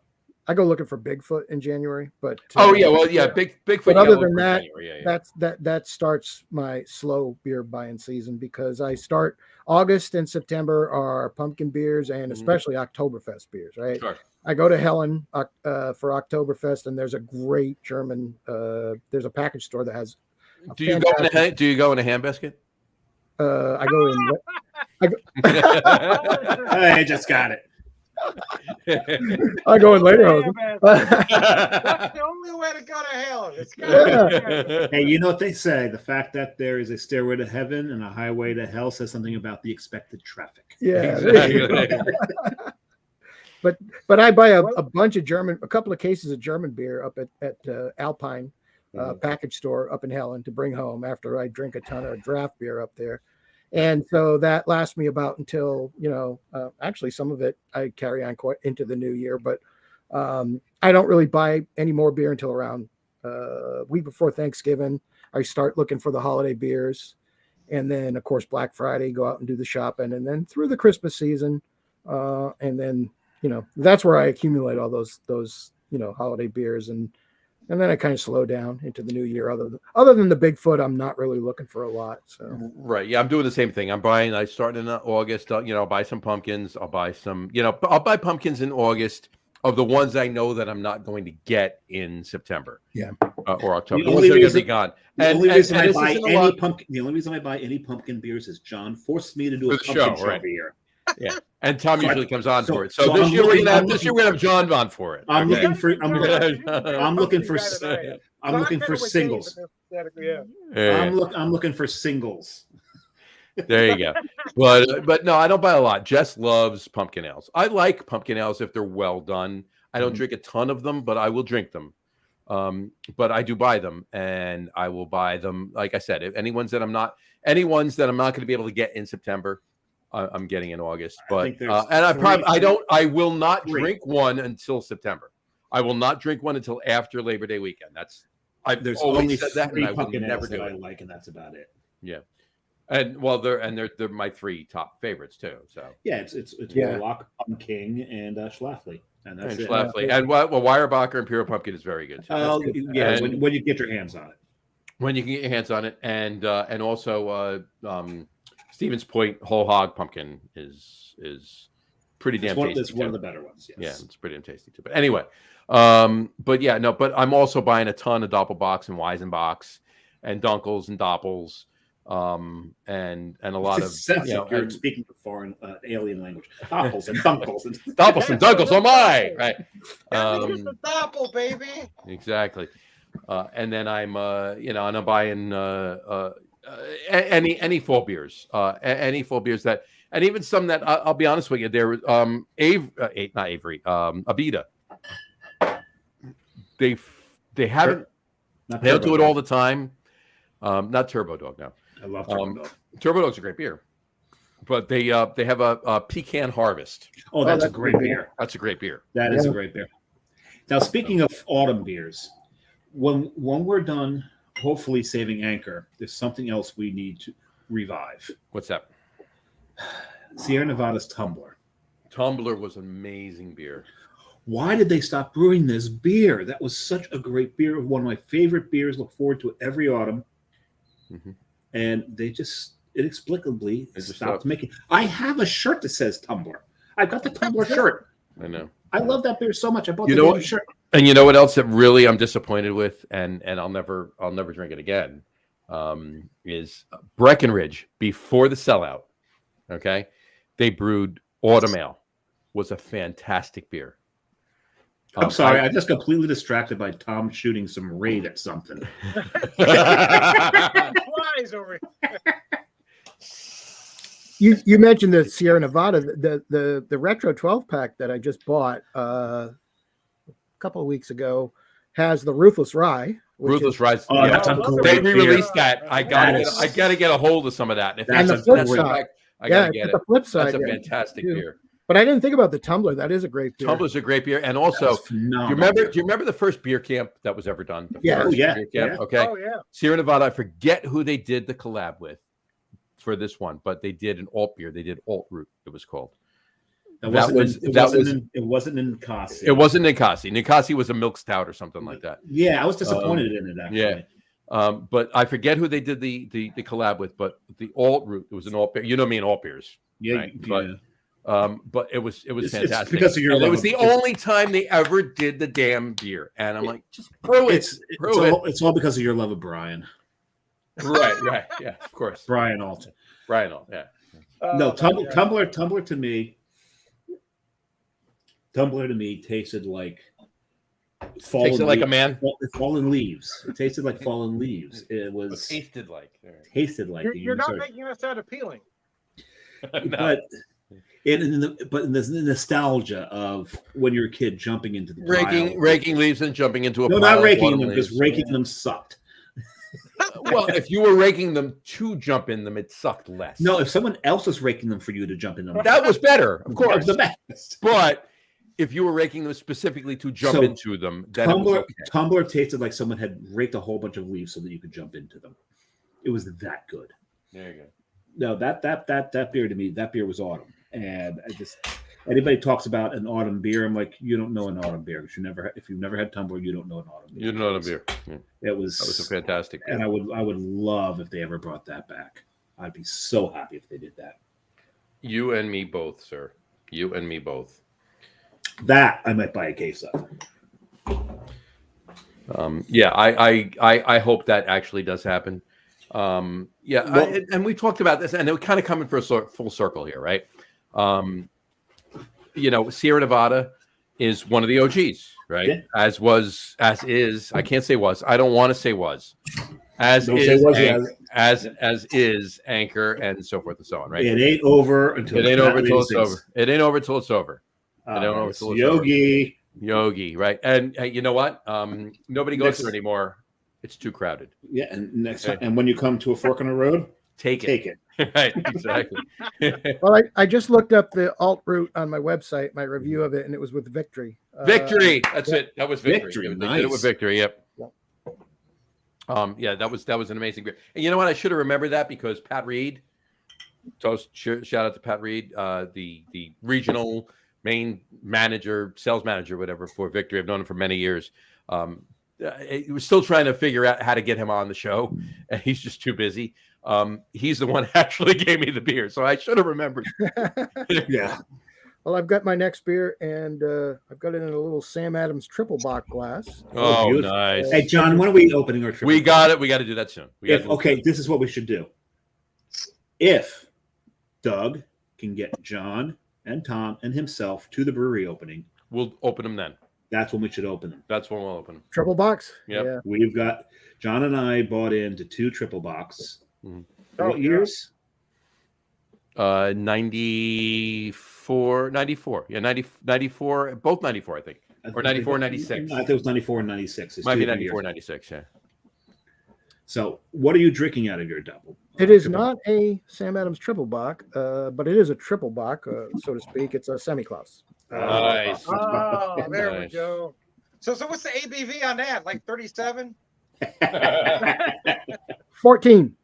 Yeah, close enough. I have a 750 of it, but I'm waiting until you want to wake up before noon tomorrow. Yeah, right. Hey, I took the day off, but I would like to have some of it to do something with. Yeah. I'll say you that want to wake up before it's getting dark. When my son-in-law is here, and we'll split it, and then he can suffer too. So nice. Oh my God. The next one. I just poured my fourth. I am drinking to round out the show, if you will. Korsendonk. I went Belgian right there. You went Trappist.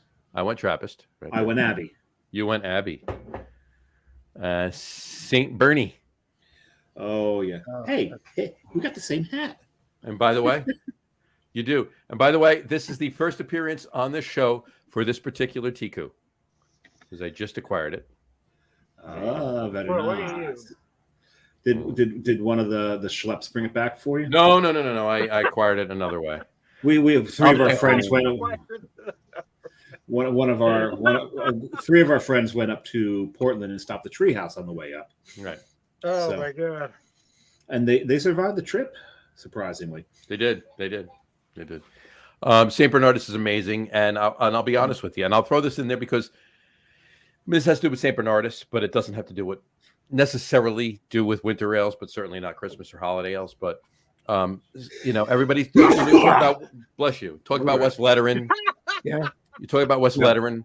8, 10, 12, whatever Westvleteren. An amazing beer. I've had Westvleteren. I love the beer. Oh, same. However, St. Bernardus 12 is better than Westvleteren. Yeah. I'm sorry. Westvleteren, the whole hype about the whole hype. It's because you can't get it, right? You can't get You can go to ShopRite Liquors and get St. Bernardus 12. Yeah. You know, so that's why it's highly touted. It's better than what? No, pardon my French. No disrespect to Westvleteren. It's an amazing beer. St. Bernardus is better. I'm sorry. I like Trappist Rochefort better. Between those two, I'm saying Trappist Okay. Rochefort is amazing as well. Trappist That's- Rochefort. I've had a 10 and a 12 on the show. Rochefort is my favorite Trappist ale. Mm-hmm. I've got a buddy who's And they make a nice cheese. They do. We got to. You know what we got to do? We talked about wine and cheese. Today's National Wine and Cheese Day. We got to do a Trappist and cheese day on the show. Chimay and Chimay. There you go. Oh, Chimay once did a beer and cheese pairing with their wine, with their beers and their cheeses at Cloverleaf Tavern. Wow. Oh, wow. Bobo. I've got a buddy who his father-in-law has some kind of connection with Westvleteren, and he is constantly. He's got a. If he checked them all in on Untapped, he would be probably the highest Right. drinker of everybody. But he's constantly putting up pictures of them, and everybody's like, "You son of a bitch!" And I finally got to try the damn thing earlier this year. I paid $75 from Craft Shack to get one bottle of the 12. Right? You were ripped off. I'm sure I was, but I've never seen it, and I got a nice bonus at work this year, and I said, "Fuck it, I'm gonna get the damn thing, and I'm gonna try it." Right? But I'll tell you what. To John's point, he has it all the time, so he has ready access to it, and he does regular side by sides with St. Bernardus Abbott 12, and he says they are of equal quality. So, you know, At least, yeah. Yeah, I think a lot of it has, and I'll tell you what, I can get St. Bernardus in 11.2 ounce bottles and 750s. Sure. I get fills at the Growler Shop. I've had it on tap at Taco Mac. You can get it everywhere, and it is an amazing beer, right? It is amazing. I can get it on tap. I work in New York City. Mm-hmm. There are Belgian restaurants. I can get it on tap. Yep. Mm-hmm. And the last time you had it too, I'm like, the next time you go, don't go before you let me know you're going, because I'm going to meet you there. And I haven't been, but John and I were going to go to this place hoping that this would have been on tap. They never put it on tap. They never got it. They never got it. No, they didn't. But it's an amazing beer. You're absolutely right. Yeah. And you know what? But that's, you know what? That's a perfect example of the fact that there's a lot of really good beer out there that's not necessarily overhyped. That you just have to realize that this is just as good as anything of the overhyped beers, right? And Well, you know, go for them. as And a whiskey try guy, the overhyped, but we're not telling you not to have one of the, let your palate taste the overhyped beer. Have at it. But don't forget about the beers that are just equal as good, or if not better, or whatever. That Having are had such easily regular available. access problem is that those Right. are going out of their way to get those overhyped beers, or fucking up the curve for the rest of them. I mean, Yeah, I'm they a are. whiskey guy. They are. Buffalo Trace is a $25 bourbon that's selling for $50. Yeah. I mean, if you're paying more than $25 for Buffalo Trace, you're an asshole. Right. If you're paying more than $50 for Blanton's, you're an idiot. Right. It's a $50 bourbon, and the same thing is happening in the beer world. Yeah. Buy it at face value. There are others just as good as Buffalo Trace's Larceny. But I And think it's there's a worth whole it. bunch out there Larceny's amazing bourbon, and it's at a lower price point too. Yes. Yeah, absolutely. But I think it's worth it. I don't regret paying what I did for that one bottle. Would I go back? No, and you buy it? you did it. You did it because you did it, and that was one time, and you did what you did. That's fine. There's no regrets there. But No. would you do it again? I would not buy it again at that Right. price, because I know that I can go get the St. Bernardus, and it's It is. as Yeah. good a It's good. beer. Exactly. A friend of mine actually was over in, we all know how hard it is to get Westvleteren, right? A friend of mine's over in Amsterdam, and he calls me from Amsterdam. He says, "Do you want a couple bottles of Westvleteren 12?" I'm like, "Yeah." Is there a reason you're even calling me to ask me that question? So he brings 2 bottles of Westvleteren 12 home with him, right? When he comes over 2 weeks later, he hands me 1 bottle. I'm like, "I thought you said 2 bottles." He said he was drinking one night and he ran out, and he wanted another. He lives in the city, right?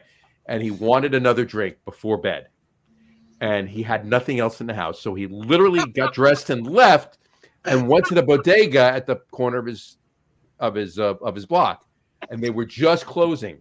So the only thing he could do was drink one of my bottles of West Letterman that he brought home for me. So I'm like, at that point, you've had so much alcohol, you didn't appreciate it. I mean, I don't care because he paid for them for me, right? Yeah. But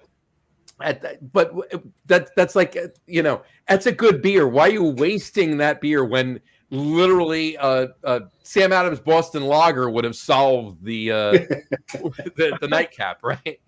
John, Yeah. not you, John. The other John. You're bleeding. Oh, your head's bleeding. Oh my Oh, god. thank you. I Might cut wanna take care myself of earlier, shaving. Yeah, we saw the Band-Aid earlier, Yeah. but John, the quality of that would be like popping Dom Perignon when you had an Andre in the fridge. Yeah. Right, think the alcohol- right, exactly. Dom Perignon, yeah. The alcohol content of the semi-claus is so much it's thinned my blood and it started. So I must go and I shall be back. It's popping out the top of your head, man. I got to say this while John's, I'll say it while he's on there, but I love the, what do they call it? The fathead of the, the Brady back there. Tom Brady in the background. And then he's got Sam Adams next to him, doesn't And he? That's Sam Adams standing next to him. Yep, it's Sam Adams standing next to him. And then he's got the Enterprise. And he's got the Enterprise, of course. That'd be the Enterprise D. Right. Yes, I'm not a nerd. Oh, fucking nerds. I mean, hello. we all resemble that remark. So, Oh yeah. Exactly.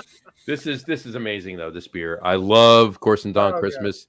Yeah. It is an amazing beer. I love drinking it. I love every bit of it. I just enjoy it so much. And oh mercy. And you know what, John?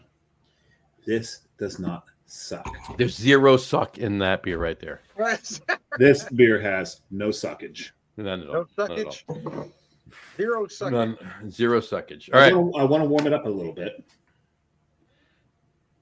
Zero suck in that beer. But still, such a So good what beer. do you guys got going on? Who's next week? Who's your guest next week? Next week is Tony Show. Drury.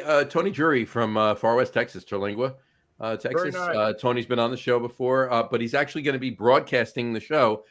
He's going to be in Vancouver, so it's going to be cool. Texas in Vancouver. Is and he's going to be dressed all in white with gold trim. Yeah, Have you been seeing those posts of his? Yeah, I saw them. Yeah, they're great. They're great. Yeah.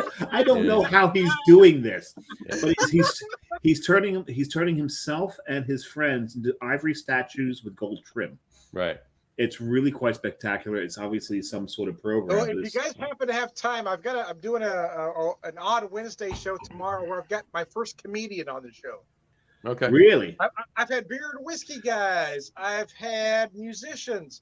I've even had a heavyweight, a top-ranked heavyweight contender, but I've never had a comedian on the show. Nice. So I'm going to Very have a nice. comedian tomorrow. Funny enough, we're having comedians on the show the end of next month. Yes. Sorry. Yeah, we are actually. Yeah, Oddly we are. enough. Yeah. But my first working comedian, I should say. The first one. Yeah, to say because we're all friend My first comedians. stand- I mean, we're all comedians. I mean, yeah. Yeah, you think you're funny? What do you think? you're Kind of funny? fucking comedian? Well, I'm Yeah. sure you guys have had a lot of I'm people on hilarious, this show, but nobody's probably bled to be on your show before. No, you know what? You're the first. You are the first. There you go. So, anyway, all right. Well, Hey, from your you know what? head, anyway. You know what? It's time for the top three list. What do you think? Time for the Oh, top, you didn't when give me a John heads says up it's on time for the top three. three I didn't have list. time to prepare. What was on the show? It was on the post. I thought you saw it. You're right. I When- didn't tell either of you. But you know Oh, what? I Putting you on the got- spot I sometimes got to read? is actually right. Putting you on the spot is actually sometimes it's a good thing. So tonight's When- top three list is When John says it's time for the top three list, that means he's hungry. Oh, no, not necessarily. I just thought it was. I Well, got you. John went away to take care of his bleeding head, and I figured the segue was appropriate, apropos, if you will. Top three favorite old school Christmas TV specials. Top three favorite old school Christmas TV specials. I got a feeling there's going to be some crossover. There'll be a between little the bit of four us. overlap here, Can yeah. I go Yeah, first, so- please? Can I go first? Get them off. my You chest? can go. Yeah, You know what, Tom? Go for it. Go first. So, Charlie Brown Christmas special. Gotcha. Classic. The Grinch. Grinch. There you go. The third one I'm going to throw you off a little bit is The Year Without a Santa Claus. Yes. Very Those are my good. top three. Very nice. So well, Johnny types that into our database. Brew Guru, what are your three? Well, the first one, if this one would be eligible, is 1984's A Christmas Carol with George C. Scott. That was a great one. It's to me, it's the best version. I agree. That is my favorite book of all time. I read it every Christmas. And who are you, Patrick Stewart? Oh yeah, well you're that was a good one too. Yeah. that actually had some good moments to it, but the George C. Scott is just, and the cast is like, you got David Warner as Bob Cratchit, you've got Susanna York as his wife, and Edward Woodward as the Ghost of Christmas Past. It's like, come on, are you going to do better than that? Well, what about Michael Caine with the Muppets? Well, that's good too. That was a good one. And then after that, I guess I would say number 2 is The Grinch, as Tom said, and then Rudolph the Red-Nosed Reindeer is number 3. How And do you Rudolph- not mention Charlie Brown? That is the best of all time. Charlie Brown. That's number 4 for me. But Oh, the thing about Rudolph is, if you remember, so here's the thing that the kids will never get today is that when we were kids, Mhm. you had to be in front of the TV on a certain date when it at a came certain on. time. Yeah. Otherwise, you missed it, and you had to wait a whole another year for it. Yep. Okay. At one point, I had done a CD compilation of Christmas songs, and one was called "When the Specials Were Special." Right. You had to be there, and if you remember, there was that thing on CBS where the word "special" spiraled and went. Yeah. It was like the bongo music. Oh yeah. Yeah. Right. And when you heard that, you knew, sit your ass down, and now you're going to see something. And Rudolph was always the first. Rudolph kicked off the Christmas holiday special season. That said, Rudolph's actually not on my list. Number Number 3. two of them Tom has taken already. Mhm. The Grinch. All 3 of mine are taken already. Actually, no, 2 of them are taken already. The Grinch. Mhm. And the whole thing about the Grinch is, if the Grinch really wanted to stop Christmas, the Who's told them how to do it. Right. Christmas is here. Christmas is in our grasp as long as we have hands to clasp. All he had to do was cut off their fucking hands, and he could have stopped. That would have been a little too gruesome for 1965. Okay. Wow. So You're Tim, channeling the slasher Winnie the Pooh that just came out. no, you need Tim Burton to redo. Right. Just cut their hands off, and the end. It's over. No. But the Grinch, that's number 3 for me. Number 2 for me, and this is the one that hasn't been mentioned yet, was Santa Claus is Coming to Town. Mhm. Right? Put one foot in front of the other. That I love the whole story behind that. Burgermeister Meisterburger, because back in those days we were still villainizing Germans, not Russians. They were the bad guys, not the Russians. So you had Burgermeister Meisterburger as But they made good beer. Oh God, still make good beer. And it was kind of the prequel to Tom's Year Without a Santa Claus, right? There you go. Yes, And that's mine. It was. It was. Very good. Yeah. That's my number 1 is Year Without a Santa Claus. I didn't think anybody else would mention that one but me. Yeah. No. I loved Year Without a Santa Claus. I I love look that forward one to too. that one every year. There was some, and it's what I loved about that particular one, and I'm going to get a little maudlin here, is that whole concept. And John's wearing the shirt. Believe, and it was all about belief in Santa Claus. Do you actually believe in Santa Claus? You too old to believe in Santa Claus? And there's that song, I believe in Santa Claus. I'm wearing a Santa surfing. Yeah, because Santa surfs. Once In Christmas is over. July. When Christmas is over, Right. right? But that was the whole point about it, is actually believing in Santa Claus. And are you too old to believe? And you go through, there's science, there's faith. I'm not going to call it religion, I'm going to call it faith for this case. Do you have faith that Santa Claus exists? As a physical being, that's up to you. As a concept, if you don't, you've lost something. Yep, I agree. You've really, if you don't believe in And him as a that's concept. what that movie was about, though, too. Yeah. All the reasons they gave for believing in Santa Claus were just being a decent human being. Exactly. Yeah, absolutely. Well, there was that, and then of course for me, in Year Without a Santa Claus in the 7th grade, I had this crush on a girl that wrote a paper about it, and suddenly Heat Miser and Snow Miser were I was all about those two. Let me guess. Oh, yeah, baby. Nothing like hormones to really. Oh yeah. That was So, John, did we leave you any? No, not at all. No, I actually got a couple. Actually, I'll give you my honorable mention. I'm going to give an honorable mention because it's not, claymation or a cartoon or anything like that we've talked about or whatever. I know what it is already. What is it? It's. See if you got it right. Hold on. It's March of the Wooden Soldiers. Ooh, good one. Good not one. it? Good one. Good one. Good But one. not it. March of the Marlon Wooden Soldiers Hardy? March of the Wooden Soldiers for me is Thanksgiving. Okay, gotcha. Okay. It's Thanksgiving because it always would be on in the morning of Thanksgiving. Yes. Okay. Which we call Stan Laurel and Oliver Hardy. Yes. They'd be on in the morning, and you'd have to A/B it, right? You'd have to go back and forth between That and the parade. whatever channel and the parade. You'd have to go back and forth. So March of the Wooden Soldiers for me, while Christmas, a special, for me it just still screams Thanksgiving for me. Okay. So, Fair enough. my honorable mention is Bing Crosby's "Merry Old Christmas" in 1977. Oh, okay. It's the one where he and David Bowie did the Little Drummer Boy. Oh, that But collaboration was you- amazing. Yeah. But I've got the Bing Crosby PTSD. So. Of course, I know, which is why it's just my honorable mention. He just Okay, triggered so- you. Yes. Oh, man. He's That's triggered. cool. Right. Malcolm, fuck you. That was Anyway. intentional. He meant to do that. Exactly. So my top three are, and just my number 3 is the only one that hasn't been mentioned already. My number 3, Frosty the Snowman, 1969. That would have been an honorable mention for me. Yep. And for one reason, because I like to use the one quote from that all the time. Messy, messy, messy. Mm-hmm. And I'm not talking about the soccer player. Not the soccer player, right?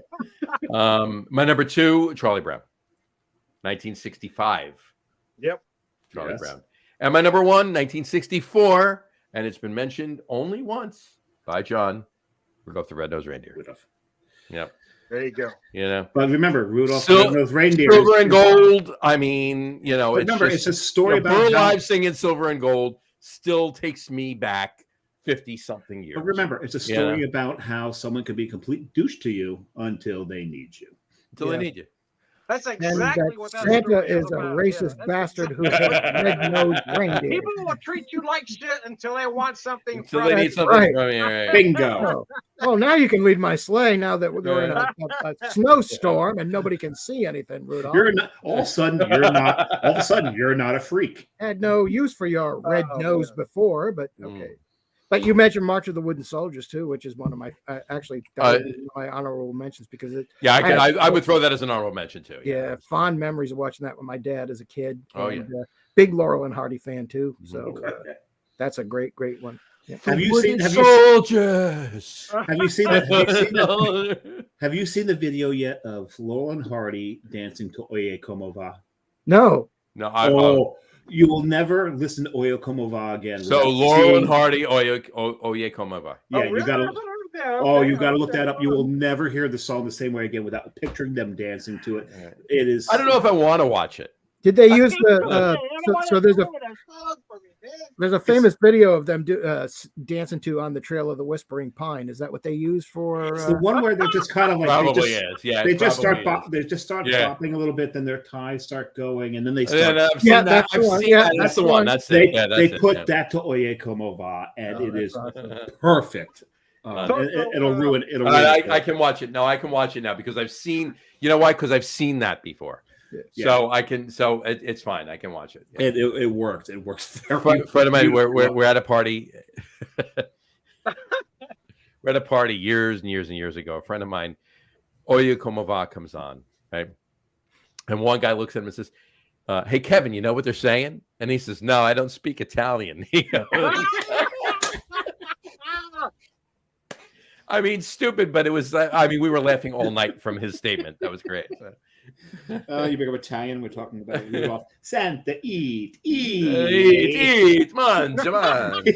He was married to an Italian. That was all. Yeah, Mrs. Claus was Italian. Yeah, Christmas donkey is what you're. Yeah, exactly. You're right. Yeah, jingity jing. Right.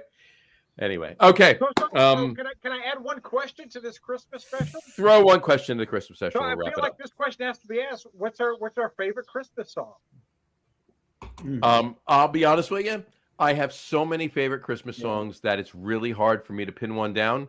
But because it's nostalgia and because it's my family and my mother and a lot of that stuff, Dominic the Donkey is my favorite Christmas. Okay. I'm surprised that wasn't brought up, or because they did do a special of that one, a Christmas special.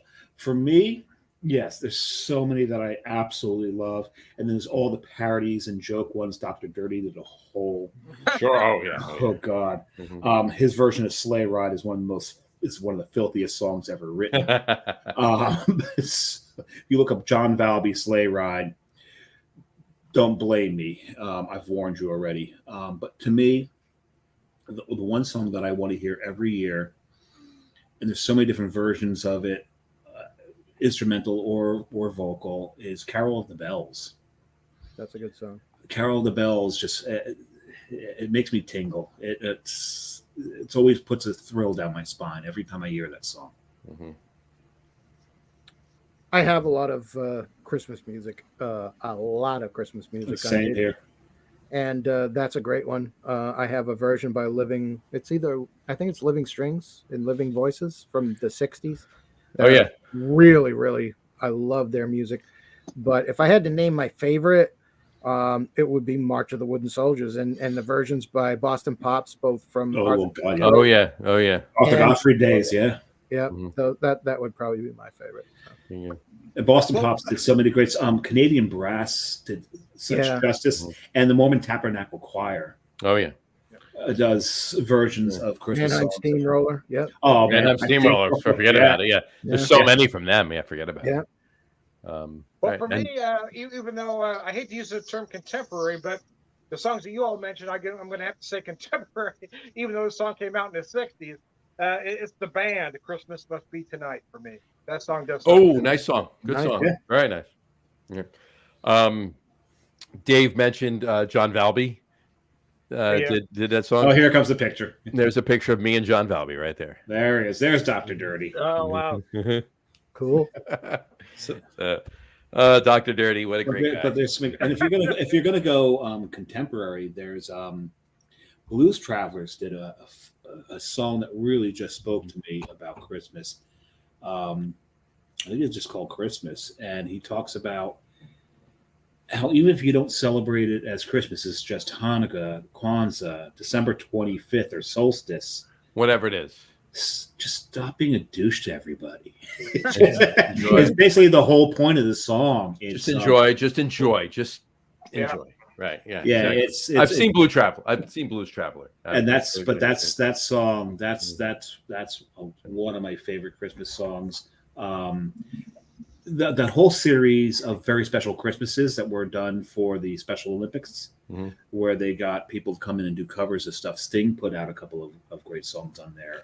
He did. I saw Three Ships. Oh my God, his version of that. Yeah. That's it's a stirring version. Those CDs, tapes. Records, the talkies. In that spirit too, I'm a big fan of Michael Crawford from. Michael Crawford. Yeah, I saw him live, Phantom of the Opera, and that's the only version of Phantom of the Opera that I can listen to actually. But he did a version. I saw Phantom of the Opera with Michael Crawford. So I was.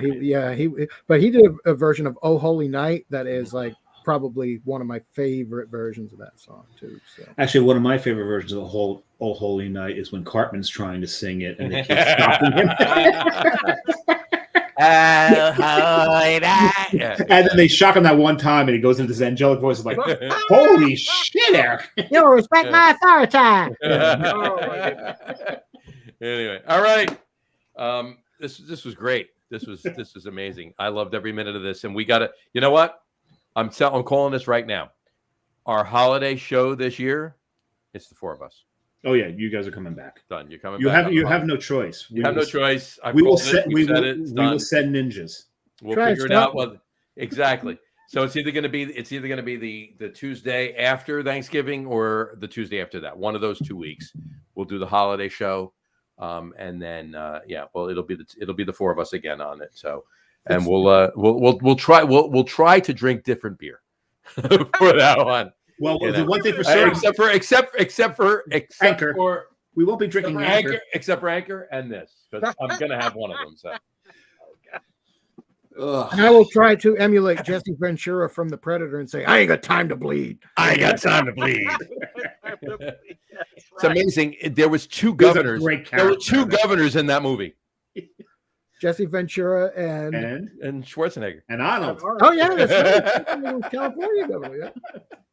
If only Clint Eastwood was. If only Clint Eastwood was in there, you would have three. You got Apollo Creed in there too. Apollo Creed. Hello, Carl Weathers. Carl Weathers was in it too. Yeah, absolutely. Yeah. So, all right. Any parting shots for Christmas in July? No, just this Sammy Claus is like amazing, and it is so. I need to go. I will have one of my Sammy Clauses that I already have on the show when we. I may break out the 750. It is that good. So. Yeah, I guess. I'm just grateful we didn't move to whiskey. I know. Yeah, we'll do that on a Tom show in a couple of weeks. I was ready for it, but you got that. There you go. If you had this one over and you got Santa Claus, I like it. Yeah, that's a good one. That is a good one. Yeah. Well, put out a decoy bear because this is just fantastic. Well, because when I go to Ireland, I'm priming my Irish whiskey palate. Oh, there you go. And I figured this would be a good one to do it with. Look for this. This stuff is incredible. Hyde is good. That's in Ireland, huh? Yeah. Yeah. It's a single malt Irish. Oh, this stuff is crazy good. It is, and I'm going to hide my Sammy Claus when hide. You better hide your Sammy Claus. Yeah. I will be staying. I stated earlier, 150 yards away from a. So we're doing the wine and cheese video next. We'll do the wine and cheese video. Yeah. Well, you know what? We'll do it on Friday night if you want. I'm fine. No. He meant like after we sign off here. Oh, I know. Well, obviously we're not doing that. I'm just saying. So. Anyway, all right. I got a nice brie in the fridge. You do. I got a baguette. I got some cheese. I got it. Yeah, exactly. I've got a couple of bottles of French red. We can work on that. Yeah, I got a couple of wines downstairs. I got a nice Gewürztraminer downstairs sitting. So I got a good Norton up there. Oh man. I've got a well-aged Mad Dog. There you go. I got some cold duck. And some Boone's Farm. I'm good to go. Oh, and to stick with the Irish theme, I've got some Irish Rose. Where's your Mad Dog 2020? 2020, right? Exactly. Okay, here let's see how old you guys are. What's the word? Bird. Johannesburg. Thunderbird. Oh, Thunderbird. Yeah. What's the price? Twice as nice. Twice as nice. Yeah. No, $1 twice. $1 twice. Oh yeah, that's right. Shoof nice. Yeah, Shoof nice. There you go. Shoof nice. Yeah. Oh, so you want to ISO Shoof nice FT Thunderbird. Thunderbird. Gesundheit. All right. Thank you guys for coming on. Anybody that was loving and wants more of the show, just wait. End of November, the week after Thanksgiving, we will continue the show. So, but please watch all the shows in between here and there. But please watch all the shows in between. Yeah, exactly. 4 imbeciles and a lot of alcohol. Exactly. Emphasis on the imbeciles. Yes. Wait a second. Exactly.